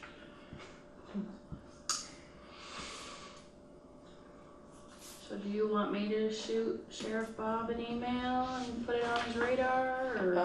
Yeah, why don't you do that, please? And what about the constable too? I mean, wouldn't he come into play on this and be of some use if he's available? It's possible it's a drill weekend. Yeah, I would put it on his radar though, just in case. Okay. We So I'll email Bob and Ben. Give them the dates and time. yeah, So- just so we. It's September 16, right? Yeah. Okay. Okay, so we want everybody to turn out for the cornhole tournament. Don't you have something going on the next day that's not alcohol related? Yeah, we're shooting to have a street hockey tournament, but we haven't posted anything. We're kind of still in the works of getting that together. That would be kind of like our closeout event. We're doing an open, like a drop-in street hockey league. Leading up to that. Leading up to that, so it's going to be like our end of year kind of thing for that. That will also be hopefully a fundraiser for us. But we don't have anything set for details for that quite yet. Okay, any comments or questions? Have you heard anything, Ty, on the ceiling? It shouldn't interfere with parking for them. The parking lot work. I'm still waiting. That's something that well, I'll make sure it doesn't affect them. That's on their select board items. I'm trying to bring up. Okay, great. Good luck. Thank you. Thank you. And the only other thing I had was, Pat did take a lot of pictures over at the Macy property, about 50. So, what would you like me to do with them? You said you wanted them posted, wanted offers. Do you want me to post every picture he took, just on Facebook and our website? Maybe put flyers around town to... What are some of the bigger items? The bigger items were the 2 big piles of hubcaps, and I mean, we got some shutters, some old doors, some old windows. I took some pictures of the back shed, thinking maybe somebody would be interested in purchasing that for cold storage. I mean, the rafters are all good, walls were still good, except the back wall, because the back wall is the existing fence. Fence. Yeah, Lots so of it's all screwdrivers. around. I think we maybe decided, The glass. maybe might we be didn't something. decide, but maybe that, leaving that up in case we needed something until we're sure of, because that would, if you were actually taking that down, it'd all have to go, right? I mean, that corner wouldn't be such a chore to be cleaning up right away. There's no door on it, so there's Right, no door. security on it. What's this structure sit on? Wide open. You buy it, you take it, Stone. All you of clean it up. Yeah, it's got a couple concrete footings, a couple walls, but nothing drastic. Okay, so that's Do we included? wanna put it on the town's website and Facebook and accept offers until the next meeting? I don't like. The structure might be hard though, right? Because we don't know what. How old is it? Could there be asbestos, for instance, and That's just tin and Yeah, wood. that's Tin and wood. well, there's insulation up there. The Not, siding. no, not in cold storage. No. The only No, thing- not okay, this, this is okay. this is the building, we're talking the back cold storage, way in the back. Right there, Let's go. right there. No building material. Okay. Don't take Yeah, any see, I building. didn't realize you Well, were the you table were thinking and even stuff of tearing that inside. down. Take pictures of those. I took pictures of inside Steinhauer's, the bowls, and No, the house I'm talking. I didn't see any tables in there. Well, there was one, but I didn't I'm think it like, was. what happened to them when we walked through? There was some. There was one in the kitchen and. Yeah, there's just a Wasn't a lot. old Formica. Yeah, not worth anything. Is that agreeable then? Are we Yep. doing the building as well, the cold storage building as well, or no? What are you Now, gonna do? don't hit the phase 2 ordeal. We can do this and get rid of all that. Remember how we Yeah, the hubcaps and parts that are in the building, yes, that doesn't affect the phase 2 at all. Is there any foundation into the old barber shop, bar, whatever you wanna call it? Little restaurant? No, I don't believe it. I wouldn't think so. I don't So think you want there's much or. offers in writing by the next select board meeting? Yeah, it'd probably be easier for you to do writing, wouldn't it, Yeah. than have people calling in. I'm sure they're gonna call anyways, right? I'm Well, gonna tell them to write it. that's right. Come in here and throw it on a piece of paper. Okay. Okay, so building, yes or no? There's a hesitation, do you wanna know? Building meaning what? Building out back cold storage. To take things out of it or to take Take the it down. building? Take it To down. buy it Take fully. it. I don't think so. Well, Okay, so let's leave that, everything but the building. Okay. Anything they can pick up. Yes, you can pick up and take it out, it's cash and carry. I think we've been pushing the paint. And what if they want a closer look at I think that's something? what we could do with it. Then Pat will be giving tours. Pat I've never been in there. Pat doesn't have time to give tours. No. It's Don't you have a, a picture? it's a make a bid on the We have picture. pictures. Yeah. There's no returns. Final Yeah. sale. Yeah. As is. Yeah, All sales final. yeah. To be decided next select board meeting. Alright. That's it for me. Okay. Moving on, administrator items. there are a few. First off, you have the 1111 permit, and this is for the sidewalk project. So you've seen it before. I put it back in there to emphasize the town of Highgate is to be the owner of the sidewalks the RRFB and the radar speed feedback sign. So just so town knows, even though it's in the state right away, it will become property of Highgate, and we will have to maintain it or do whatever, polish it. You have your new road map, so Pat has already seen it. So if that is agreeable to you, we just accept it, and if there needs to be any changes. So, So do we have any changes from last year? Are we? Basically same. They added that a little bit. I can't remember what it was, but that's on there now, so it wasn't very much. Thank you. Thank you.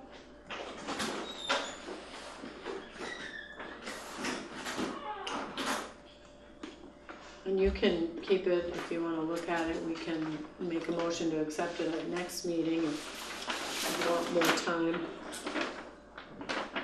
Would you like more time to be able to look at it? Nah, I'm good. Well, you said we talked about it already. I think we're pretty much on the page. There wasn't too much. Okay. So do I have a motion? I'll make a motion to accept it. Do I have a second? Yeah, I'll accept. Okay, all those in favor say aye. Aye. Those opposed? Ayes have it. Can you get hold of it, Randy?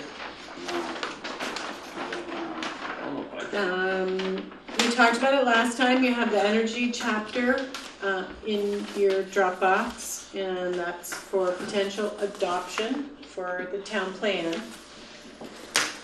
So if you feel comfortable accepting it, we would begin a series of public hearings. Select board has to have 2 and the planning commission has to have 1.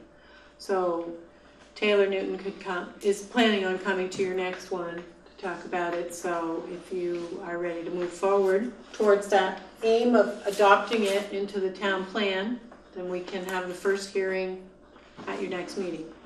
The biggest advantage to producing an energy plan for the town of Highgate is so that we have a say in any energy development in the town.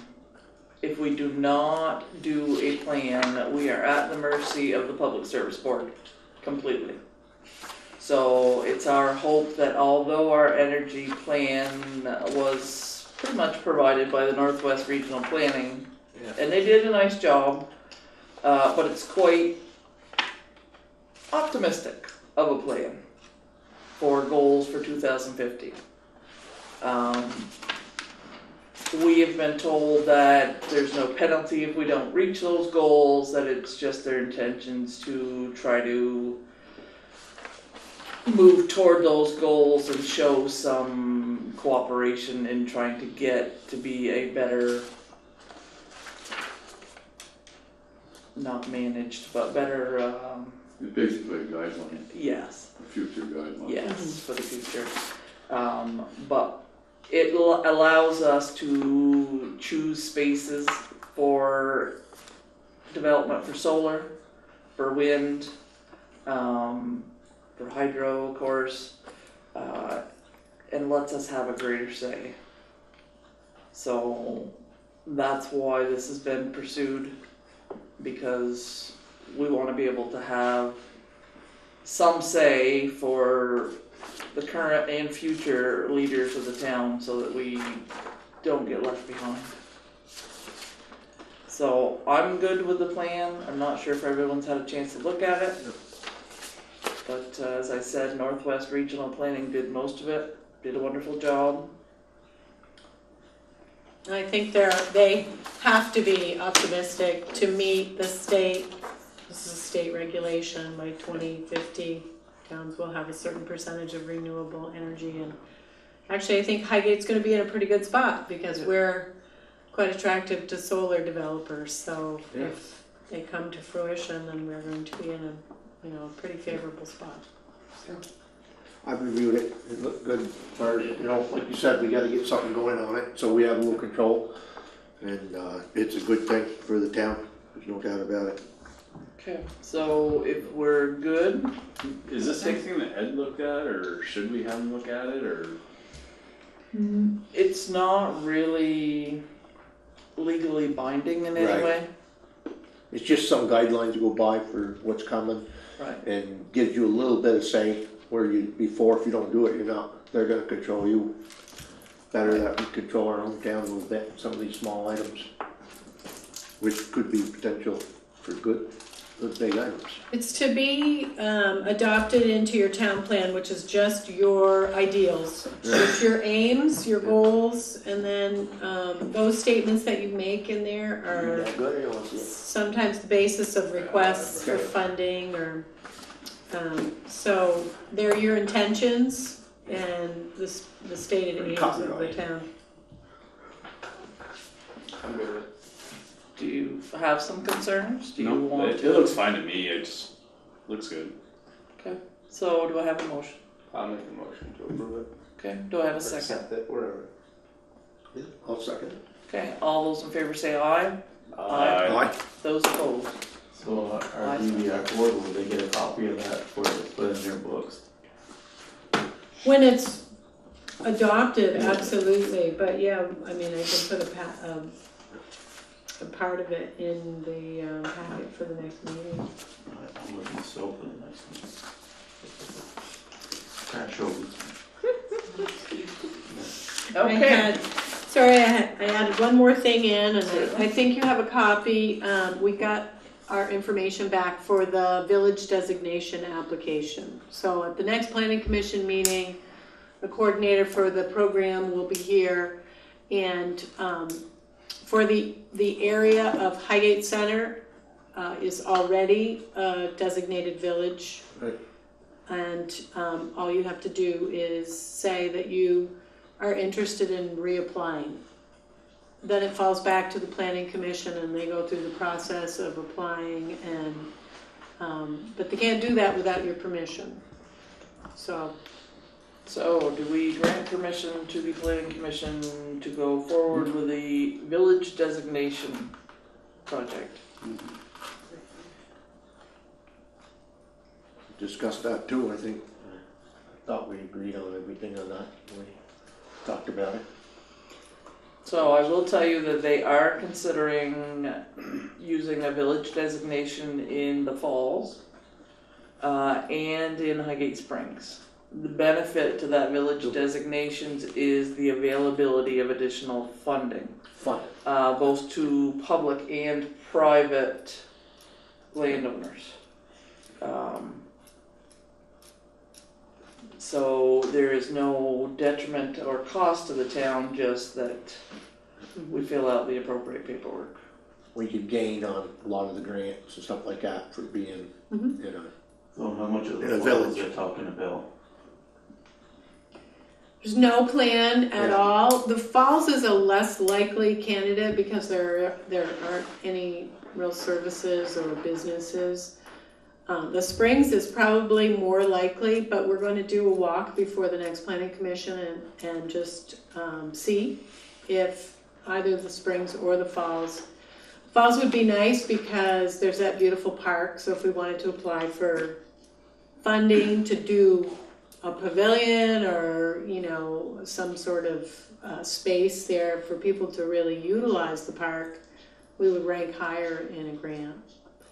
But I don't know if that one, they didn't seem too optimistic about it. But the Springs has a post office and a store and very densely settled church. You got a church in the falls. A public boat access. We do, yeah. I mean, there's a beautiful church there, and it has a lot of historic value. And I think the manor could qualify as a real draw too, but I don't know. You should walk with us, Woody, and you can participate in the conversation. Starts at 5:00 before the planning commission meeting. What's the Everyone can meet here at 5 and then do the walk. And Yeah, I think so. what's the date? The 15th? Yes. That sounds good. Okay, So that's it for me. okay, select board items. So, the last couple of weeks have been pretty busy for us. We have a problem as a town. Yeah. We have been working on the B25, the East Highgate Bridge. We had told everyone the last meeting that we had most all our money arranged for that was all set to go. We were good. Things were gonna go smoothly. The bids were going out in September. Well, they lied. We asked our representatives and senators to show up tonight to give them a little crap in a family way here. And I think they knew that because they didn't show up. Yes, I think perhaps that's true. What has happened is the state has foisted the responsibility to go to condemnation on a property. That is a very complicated situation to put the town into without us having any further involvement in the purchase of right-of-ways. The right-of-ways were all done by the state, and when they had one that was a holdout, they waited from May until Heidi reached out to them just 2 weeks ago to find out what was going on with the bridge, since they did not receive that right-of-way. We had several conversations with them, not terribly fruitful, and the responsibility got thrown onto the town and pretty much was a joke when we had a conference call with the state. Very unhappy about their promises, their attitudes. And the deal was actually made, and yes, we had arranged a deal with the landowner based on a conversation with someone at Right Away from the state, and the deal was tossed out the window when came time to sign. Yeah. So, long story short, the town has. We have two options. Yes. We can delay the bridge. And go to a condemnation process, which means that we attempt to take someone's property by eminent domain. That is not the way that this board wants to go. That's a long, drawn-out process with a lot of legal fees. We actually asked our lawyer quick estimates, and the first layer was like $15,000. And if there's an appeal, you go to the second layer, which is another $10,000 to $15,000. So we're talking $35,000 to $40,000 legal fees just to get that process to happen if the landowner keeps fighting us. And then in the end, you still have bad. And then in the end, we still have a landowner in the town of Highgate that pays taxes here that is now very disgruntled with the town. If the state was prompting all that, funding all that, and fighting all that, well, that's between the state and them. But no, they're dumping it on us and saying, no, you guys need to handle it. And we do have a way around it, though. We got if you figured out a way to negotiate and come around most of those problems. The other problem is delaying the bridge is also would be an added cost. It could delay it for 3 years. It could cost so much more. It'd be crazy. Correct. But we have already discussed there is a way around the way it. that you guys are going to propose here is going to be the least cost and quickest way to get the project right back on track. Yes. And again, they're correct. The state at first didn't even want us in the negotiations. We'll take care of it. Right. Well, come to find out, in the last 2 weeks, we accomplished more than the state did since November. Oh, yes. 100%. We were actually told the state was communicating with the landowner on a monthly basis, and the landowner told us that's not true. So anyway. So we have a second option, which we're going to vote on tonight, and that is we have the option of kicking in a sum of money to finish the deal with the property owner. The state has agreed for $205,000 of an offer. The landowner has come down and wants $220,000. The V-Tran has offered $5,000 toward the difference. We are proposing that the town pay the rest of the monies from the bridge money that's been collected. And we cite the 2013 town meeting minutes that say that that money is proposed for the expenses and liabilities of the refurbishment and rebuilding or reconstruction of the B25 bridge. And that is why this is not going to town vote. It is in our opinion that this option is the least expensive and the most timely option that we have available. It is not one that we would have chosen. We would have liked to have seen this done a completely different way, but unfortunately the state has not left us any options. So that leaves you enough coverage for the percentage we gotta cover for the building? It will depend upon construction costs. We are required to do 5% of the costs. We hadn't planned on spending this additional monies at this point, but it's spend it here, spend it in legal fees, spend it in additional bridge. In the long run, it would cost us way more. I was wondering the easy way around it and get it over. And get it moving. That way you ain't gonna get the landowner mad at the town. Yeah, taxpayer. Yeah. The other way to look at it is the original bridge was a curved bridge that was a lot more expensive. Yes. So if you add in that 5% with a difference, are we losing that much money? I mean, losing money is losing money, but if you gotta sugarcoat something. No matter what, this 10,000 is the cheapest way to get out. Correct. It is. And that's part of the bridge fund anyway, because you're buying it. Correct. Yeah, it's in fun. Yeah. And Are we that, sure the state's gonna hold their part of 205,000? Yes, That's because been if your they offer. don't, this board will be driving to Montpelier and having. and I'll be driving the car. Because, You may have a pass to go by later. We'll all take the time to go. One way, are we really sure they're We'll gonna get a hold bus. that? Yeah.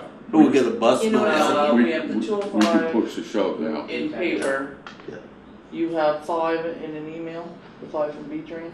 I have nothing in writing at this time. Okay.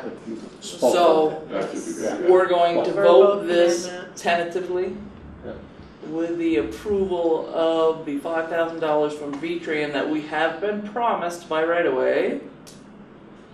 I would see if we can get an email from them That's tomorrow. it. Yeah. 205. If they uphold that. They will uphold 205, that's for sure. Yeah. So, Yeah, they've put that in writing. Okay. We have that. like I said, it's not something we want to do, but of our options, this seems the most prudent. It allows us to hold the state to the bid process to go out in September. It lets us hold their feet to the fire to get this bridge completed. And just to add to what you said about, we won't know if we have enough until we get construction bids back, but Right. based on the estimates, we still have a little cushion even after this from the donation at the last meeting, the contribution. We should be okay if things are close to the estimates. Right, like you just said, it's an estimate.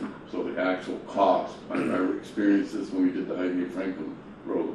We had set aside monies, but by the time it got built, It was more. it was, Yeah. but it was within range. Yeah. It was Yeah. very, very doable. Yeah.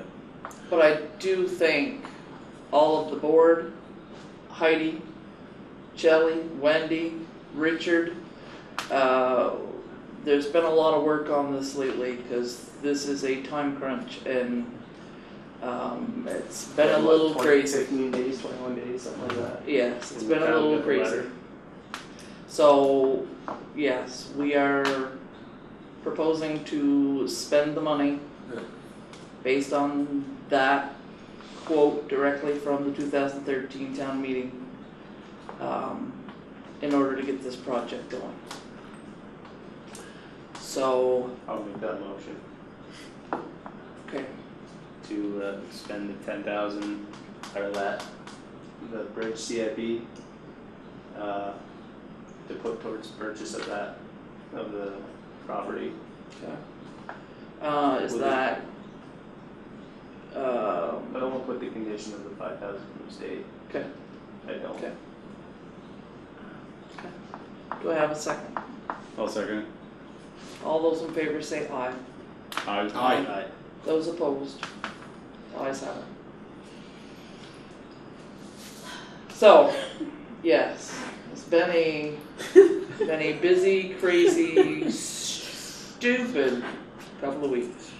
Another question for Heidi on that. The 5%, is it very specific what that has to be? Like, does it have to be 5% matched to the construction of a new bridge? Our responsibility? I think it's 5% of the total project cost. Well, it's a project that's managed completely by the state, so as they've been doing all of the design, everything that's happened, we just get billed our percentage as we're going through. So at incremental stages, they're paying contractors, they're paying whoever, and they're billing us our percentage. Does that answer your question? It's a moving target. I think he knows. I was gonna say, I guess so. Sort of. 5% of the total construction, the whole project is Yes, ours. yes. Start to finish, with the exception of condemnation. It's written in our contract that if they can't come to an agreement with the landowner, the town then has to pick up the torch and go to condemnation. Yeah. At our own expense, because we asked if we had to undergo that process, could that count towards our contribution? And they said no. Okay. So And it my would other be question in on addition to our 5%. The $8,000 we already put into the bridge, 8 for repair. Yes. That can't be counted or used as 5%. This select board decided against that. Yes, we chose to put that in with the highway fund, so as a highway repair. Okay. So yes, so that's already been paid for out of Pat's last year's budget, as a matter of fact.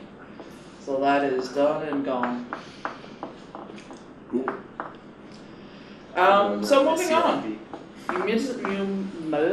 Municipal road stormwater grants.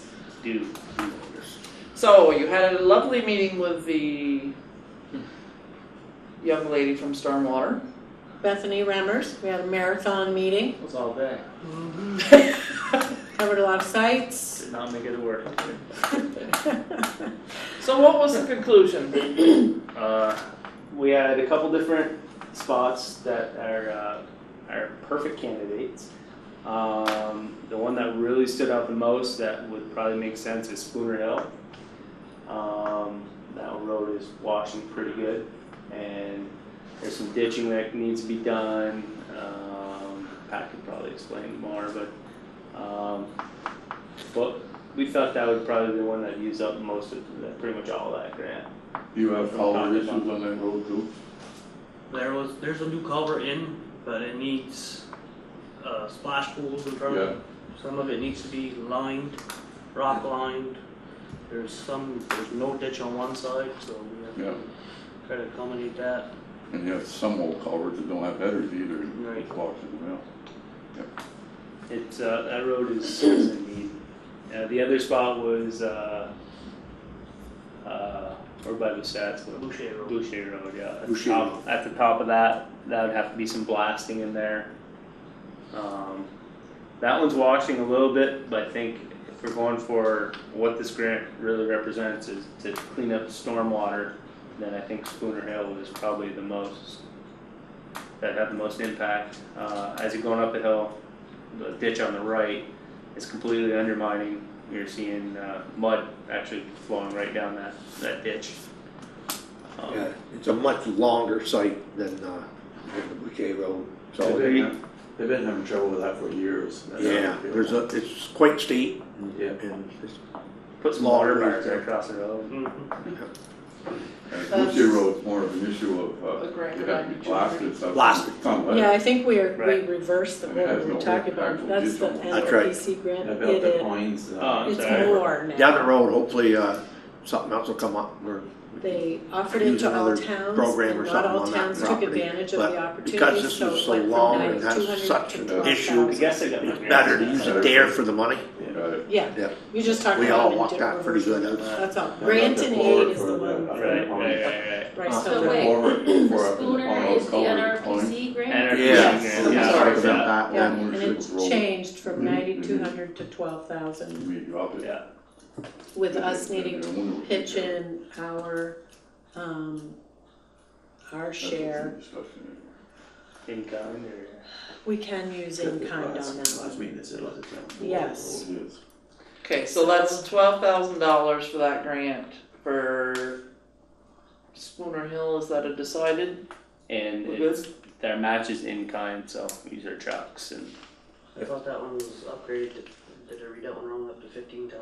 yeah, that's what I thought too. Total project will be 15, that's including our match. Yeah, but 12,000 cash, Okay. yeah. But I also know on the committee that not every town in Vermont applied, so there's possibility Right. that you could get a little extra monies once they divide it Later. all up. That is the extra, we Oh, were only okay. allowed All right, 9,200 you to did get start. that then, So okay. then they bumped us to And, 1,200. and from our estimation with, Jim Smith, he came along with us, and looking at that, we should use up pretty much all of that money there. Yeah, right in that road. How long is that hill? That's quite a ways. Oh, what was it, like 800 feet that you measured that was washing? Yeah. Yeah, a couple different areas. Yeah.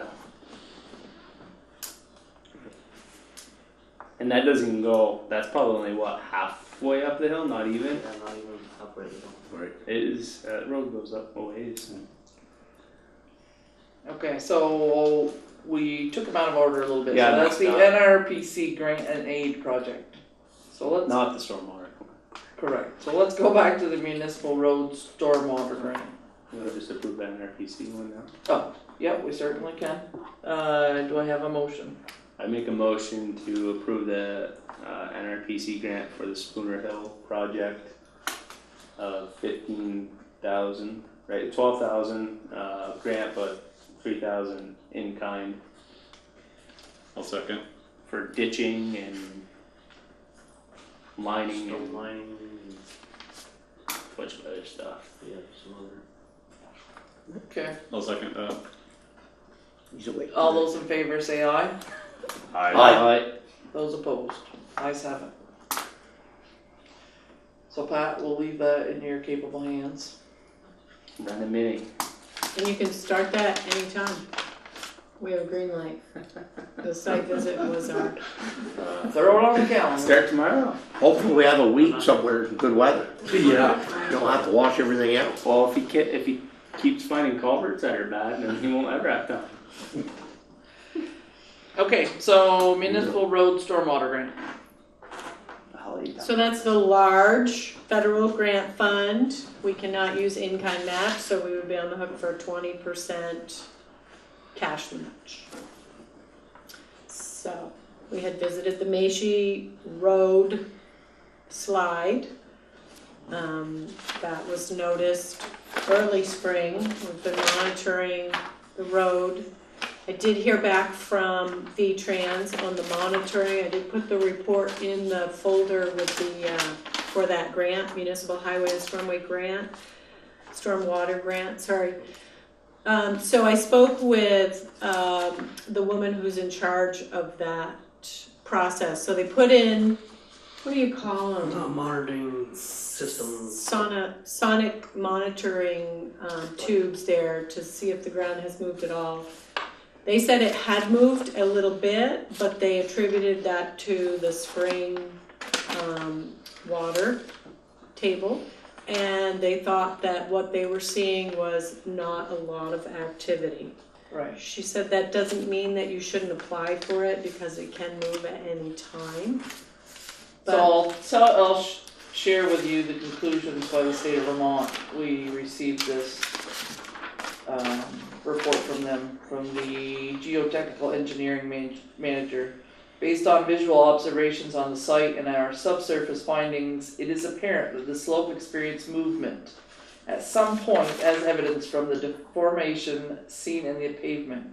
The very loose subsurface conditions, steep grade of the slope, and water seep seen in the slope face are likely contributors to the instability of the slope.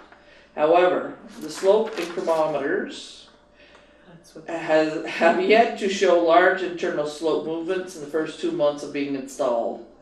As mentioned above, heavy rain events, spring thaws often trigger movement in slopes while it's at its most saturated condition, emphasizing the importance of continuing to monitor internal slope movement as well as the deformation in the pavement through the winter and spring months.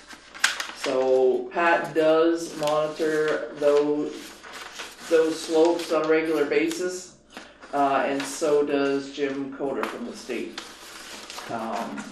So far we are not in trouble, but as we all know, that road is extremely close to the slope.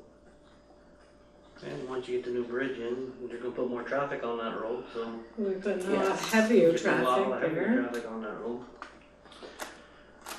So the area was fixed once before by the town of Highgate, working with some grants, and I think we, the documents we found said the project at that time, 98 or 99, and I think the project was completed like 2003 maybe. It was $543,000 at that time. So it's likely it would be a very similar fix. And and for this grant, it would fund design and any of those things that you would need to have a good fix. But again, you'd be on the hook for 20% cash. We can't use in kind in this grant. And it's a federal grant, so it's gonna mean all of the, inspection and all of the extra hoops. How do you plan for that though? Well, we can't really spend 20%. Well, it's gonna be at least after engineering a couple of years, would you think? Absolutely. It looked like the other grant started and they had applied in maybe 98 and it did not get finished until 2003. So we just started the same. Well, and I think you have to start the process. We know that this is a problem now, and it's only going to deteriorate further. And maybe if we can start ourselves on a path to get some funding and to get some engineering and design going, it'd be in the best interest of the town. So just to note too, this is a new grant opportunity. It's not something they've ever done before, simply to address water quality issues. And it's unclear if this would be offered in the future. Mm-hmm. So that's the only thing. It is an unknown if you would have the opportunity to apply next year. So I think we should. The only downside is the 20%. Right. Which we might have 3, 4, 5 years to be able to save. Right, and otherwise we've been told at this moment there is no money for that road. Yeah. The state has already come out and told us that. Unless it's an emergency. Unless it starts to fall out, yeah. It'd have to go. So, in the spirit of planning for the future, do I have a motion? I'll make the motion to apply for the grant. Yeah, I'll second it. Okay. Definitely. All those in favor say aye. Aye. Those opposed? I'm gonna need permission to work with Jim Smith to come up with some estimates, some kind of proposal to submit. It's due August 15th, so I don't have a lot of time. Okay. Yeah. Everybody's good with Heidi working So my with motion Jim? can include giving her the permission. Yes. Yeah. And I think we're probably going to pull out the old estimates and suggest that it's gonna be a similar fix. It was pretty Add good some in that inflation. spot where they did the first fix, right? Yeah. That held in that And I have the picture, I don't know if it's in the box or not, but I have it in my office. Larry had taken a picture when it was completed, and it isn't that much at the top, but you can see at the bottom, Yeah, the all the toe bottom. is much longer. Yeah, I remember. That's why Tanguay was the Yeah. administrator at the time. I think maybe Larry was here when it Mine was finished. during the Yeah, completion, but Tanguay had done most of the legwork. probably, yeah, that would make sense. So this fix isn't in the same spot that No. 2003 was? No, 150 feet. It's all new. near it. Past it. Okay. No, unfortunately, Mother Nature has a mind of her own. Oh, She's absolutely. That'll she's be ongoing. edging it out. So I was just trying to figure out, was that last fix only good for 14 years? No, that's That's perfect. older. It looks That's pretty holding great. up. Excellent. Okay. So is the drainage system that was put across the road, is that being monitored? Yep, That's doing well? it's all working.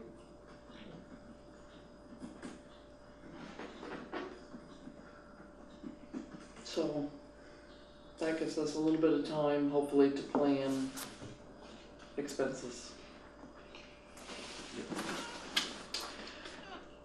Okay. So there's two more grants to talk about.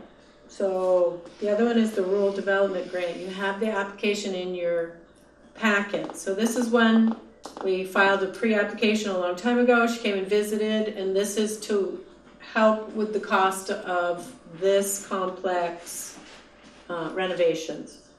So it isn't specific to ADA compliance. So it was also to include the fire department floor, the roof, garage, so the whole project.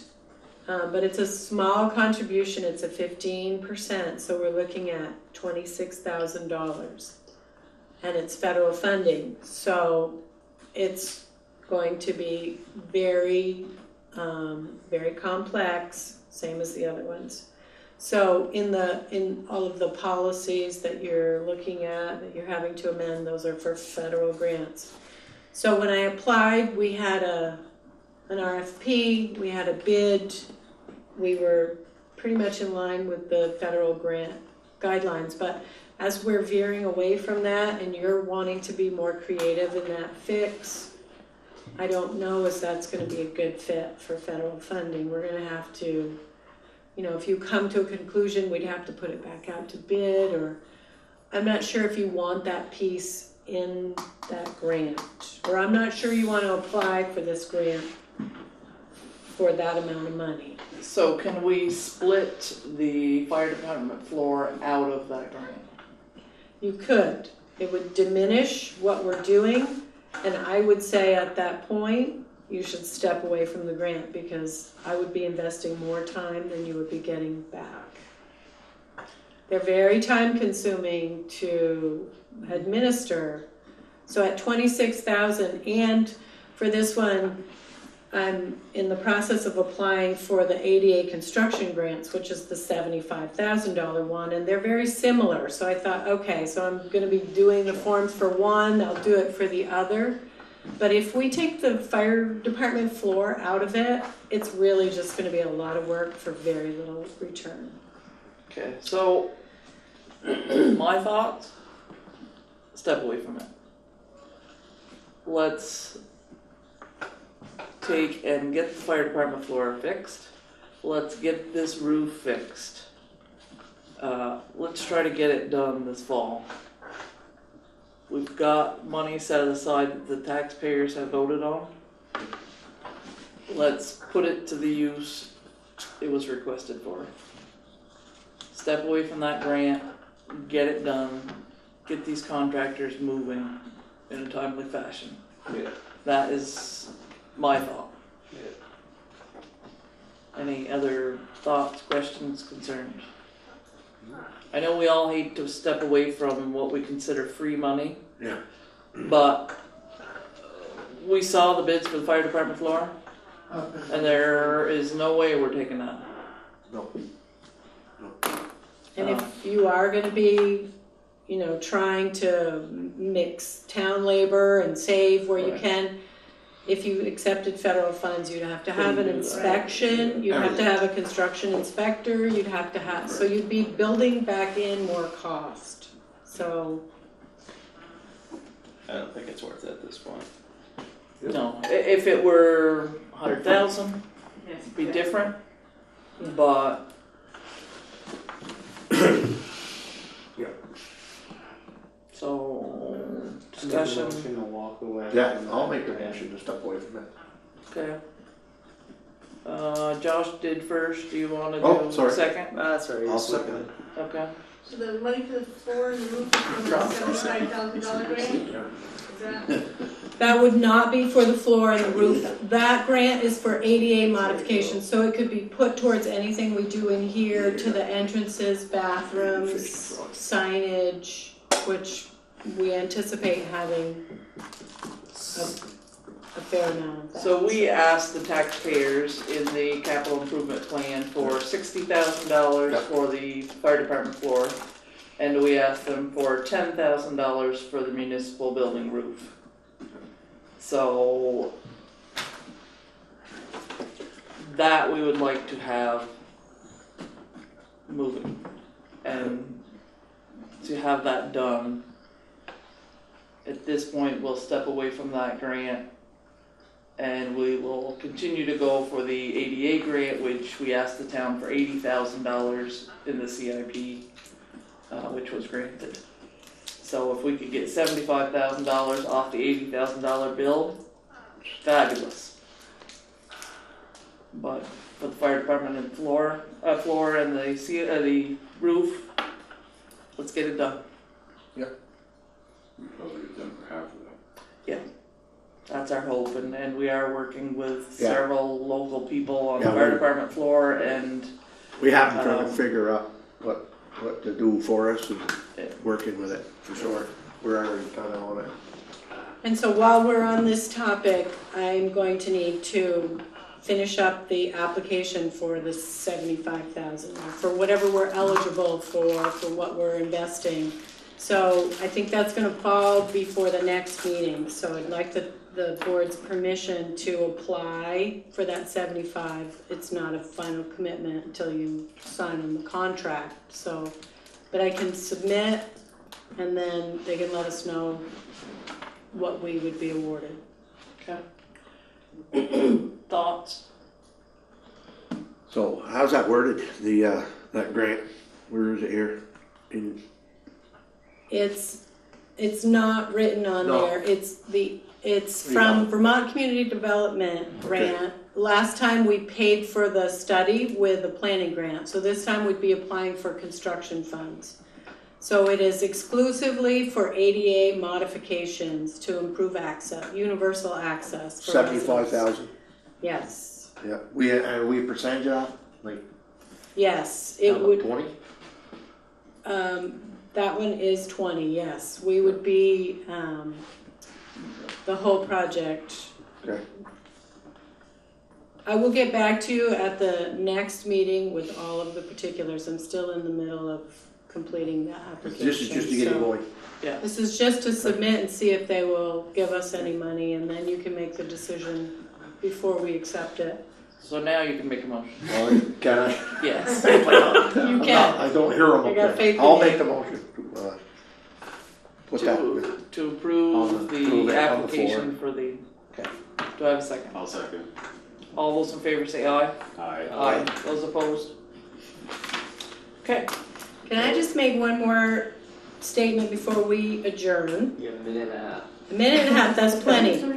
Had a call from a resident, Wayne King.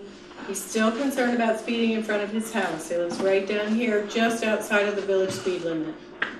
So he wanted me to bring that to the select board, and he wanted me to share it with the sheriff. So I have, and Sheriff Norris agreed to Wayne's offer. Mr. King wanted to have the speed car in front of his house, said he would take care of it, bring it in at night, and the sheriff agreed. So the speed cart will be moved down there. And where is this? To him. Past the rail trail, it's on the left. There are 3 homes right in a row. Yeah. After Lucier Drive. Okay. Right in that area, people are just starting to pick up speed. And they had petitioned to have it extended past their house when we extended the speed limit. And the state reduced the area, so he's unhappy about that. And he wanted to let you know that they want something done, so. I think Sure. that if there's something we can do on Sundays for the sheriff too, because when we have the concerts in the park, those cars go by here a hell of a lot faster than 30 miles an hour. And there's a ton of people around. And I mean, we sit out and watch it, and I'll tell you what, they go by here a lot faster than 30. It really feels, I mean, we watch them go by, it really does feel like people are going much faster. When you're sitting there and it goes by and your chair shakes, you know it's a little more than 30. It's like a NASCAR race. Yeah. And I have one last thing for the select board, and that is to give our thoughts and prayers to the town of Fairfield and the Horgan Absolutely. family for their loss of a young child. And there's no words with it. Yeah, there is no further words. You have our deepest sympathies and condolences. With that, I'd like to make. Go ahead, Tom. I got looking for some guidance on parking lot. Yeah, on the parking lot over to the arena.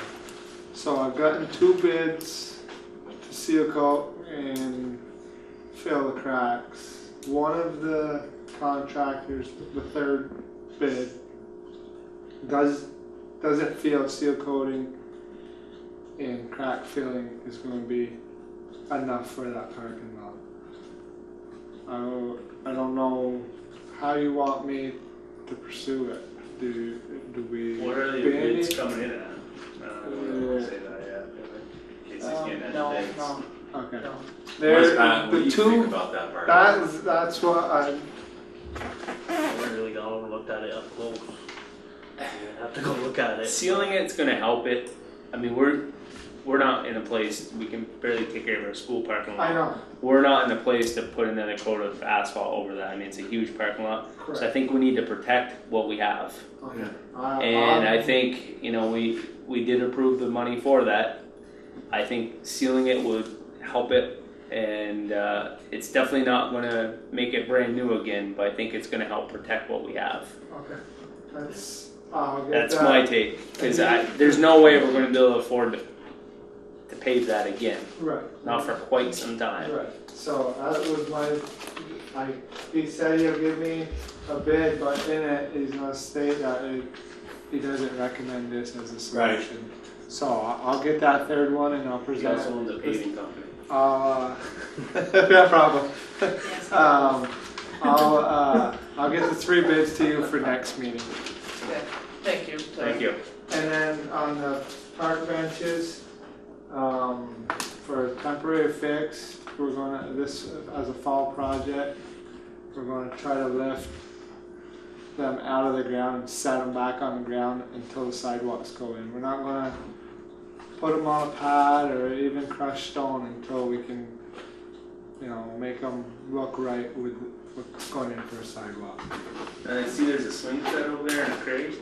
Yes, that's going to be hopefully a late September project, right? Or After we in the October? 2, well, it would have to be after the 2 events at the arena, Correct. on the 9th and 16th. Can we get that moved and put Yeah, somewhere safe? it was, and it got moved, the trailer got moved, but yes, it's going to go back.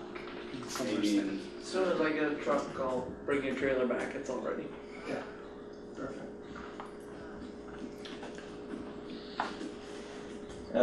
Question on the Gore Road. The 2 DIs, were they ever put by the Tart Road and Gore Road at this end?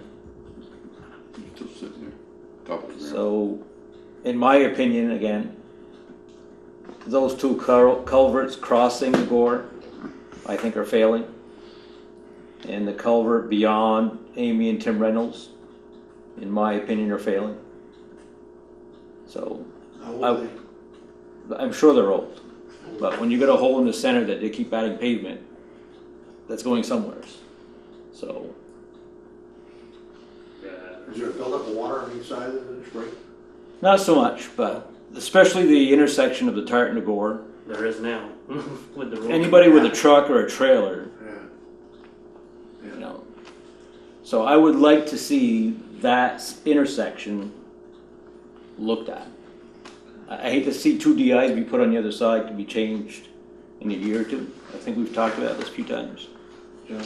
I think that I would like to see some emphasis, I guess, on that section. Yeah, we'll send you over and look at it. Okay, I thought you guys were gonna see him on that. No, we went up, talked to Mr. McAllister the other day. Okay, so you didn't go on that one? Yeah, we were kind of addressing some of that. I had what your comments were. Okay. No more projects. Huh? Okay, so Pat and Josh are gonna take a look at that and Well, you know. see what we can come up with there. I'm not here tomorrow, I'm not in town, so. It's alright, you're entitled. Get out of town, you get called in every Friday. Yes, he I wasn't does. supposed to be in Poor town guy. today, I was gonna take the day off, but Culvert. other things come up. Okay, any other public comments? Okay, how about the Mishi project thing, people you're gonna put together as a committee, when you're gonna start the committee? They've already been meeting for like 3 months. That's not true, honey. But the look on your face was priceless. Not true. No, Newspaper article was a mistake. I Yeah, I know, got I you just on the wondered when list. you're gonna. There's like 5 or 6 people that have come forward. That So, was just me. Yeah. yes. I apologize. I know where it's coming from, so. I give it to pretty much everyone, so I'm pretty. But yes, they will start meeting. We'd like the planning commission to take control of that, and I will speak to the planning commission at their next meeting. Or rushing day then. Once construction's over, it'll be a little easier. Yeah, I know. And we're in the middle of the library study There. too. And Where? we're about to start weekly meetings for construction. No, I just along the wall to that fence, are they trying to camouflage that fence by letting the trees grow there? Mr. Roddy cleaned it last year. Mr. Roddy did it last year. There's only so many hours in a day and so many days in a week. I mean, Well, those crews, they're growing. no, I They're agree. awful. I agree. I see him But I just every wondering if time that's I a walk plan. in, but I don't Close know. the fence in. Gotta walk with your machete. Loppers.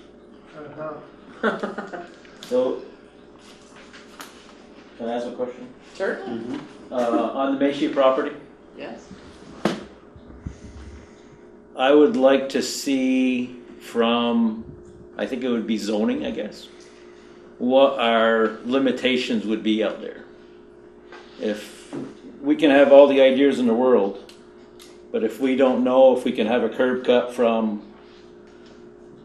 nowhere, it doesn't mean that we can have anything out there.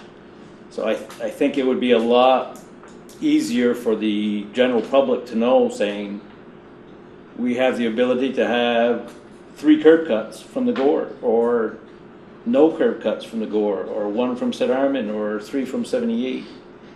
If we know those details, Gets a wheel spinning. I think people can say, okay, we could have a restaurant, or we can't, or we could have a general store, or we can't, or we could have 5 new homes there, or we can't. I think if you tell us, the general public, what that site has available to it, it'd be a lot easier for us to come back to you guys and say, these would be a couple directions that we could go with. Right now, Right, you've got the curb only cuts already there. thing we couldn't probably tell you, because we are by no means wastewater experts, would be the sewage. Only because you just said 5 houses, so we probably wouldn't be able to say that we know we could put 5 septic systems or, you know. But a lot of it to me is Need your to have the facts ability out to there. access that site or those sites. You know, if we, let's say one of the ideas is a library, how much space is the parking lot gonna take for that? How much do we have left? Right. You know, can we segregate that part of the house if we wanted to? What's left, what can we do with that? Right.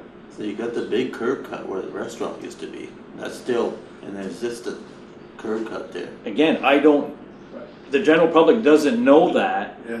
I think We, we can all assume, geez, we can use this whole street right here, but that's probably not the case. we are reviewing things for that, to see what, if a business went in, Right. what it would take. I personally have overseen some of that on some blueprints and stuff for a possible septic designs, Yeah. stuff like that. So it's too far, it's not far enough ahead to talk about, but maybe by town meeting we'll have a lot more to educate Maybe a the little town. presentation at town meeting of what. So we it's are, nothing yeah, I do to have building. people I've talked with Yeah. for possible, you know, the town is growing. And the only way it can grow on properties like that, you know, we don't have the sewer designs and waters and stuff, so it's possible for a lot of that, you know. So we are working I think you're on gonna get a lot. possibilities, and hopefully we get some drawings for you come town meeting so you can see, because The proposal. the proposal to actually know what we can do. But to speak out of turn now, it's a little too early, premature. And we have the library that's doing a feasibility study, so hopefully they'll have something to show. We can also make up a plat or something that we can show what kind of setbacks are required by our zoning, what kind I of. think a small presentation or town meeting of it all would be Right. good and really get the You know, wheels I turning. personally have an idea about what the lot is, but most people, Yeah. Correct. the average person doesn't. Correct. That's right. And if you want Yeah. input from the public, Yes. Well, that's our Gotta get that info out there. you've gotta have, they don't wanna just come to a meeting and sit around and waste 3 hours of time just, you know, throwing ideas out there. I think they're gonna wanna come here with, these are some options, which direction do we wanna go in? Which direction can you go in? And what can we do? Yeah. Right. Now, is there I can plans? say I want a Walmart over there, and Easy plan. what good is that if it's not even on the table? You know, Not big- whatever. Not big a table. That, the old restaurant, is that in the plans to remove that? That could be We done. don't, like we said, all this is Anytime. up to. Oh, it's. Well- We don't have any plans right now. We can't Please, I remove the restaurant until the phase 2 is done. Oh, okay. Yeah. Yeah, I think But tentatively originally, our plan is to get rid of that only because of its proximity to the other building. Correct. It is a, There's at this point in not time, any rehab or any use for it. Yeah. You know, it's an older building. Kinlan. Yeah. You can almost probably blow on it, knock it Somebody down. wants it, they can use it for a camp or something. Who's leading that committee? Society, that'd be cute. Planning commission. yeah. That was a barber shop. We'll plan on having the planning committee review some of the stuff, you know, some thoughts for all. Strategies. They're not going to lose. That Yeah, way, the committee, I it's think, more would for put the the town ARB in to know what we like, we could show them, Planning. and then they can decide, you know? Yeah.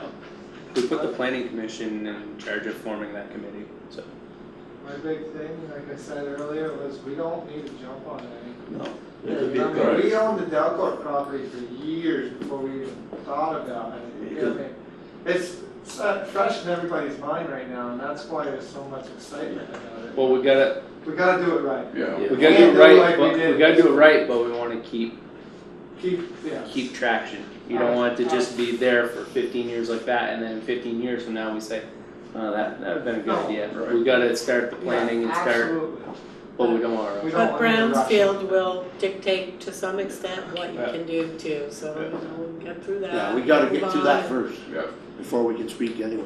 But the fact is, the planning commission is going to be quite busy too. They're Oh, very turning much so. into the point of contact for a few projects, so we're certainly gonna need people to come forward and help. But I had mentioned to Sharon, I talked to Franklin County Economic Development, and they're gonna try and give us some support, because we really have a lot of large projects that are percolating, and they all are taking a fair amount of time, all at once, so that would be great to have a little bit of assistance, and then could support some of these committees. Yep. So. And we appreciate any volunteers. And the volunteers we have already. Absolutely. We have a fine group of people that help the town out. Any further comments? That being said, I motion to adjourn the regular meeting and go into an executive session with Heidi Bridge Valenta and Pat Lawyer, in which we have contractual, personnel, and legal matters to discuss. All those in favor say aye. Aye. Aye.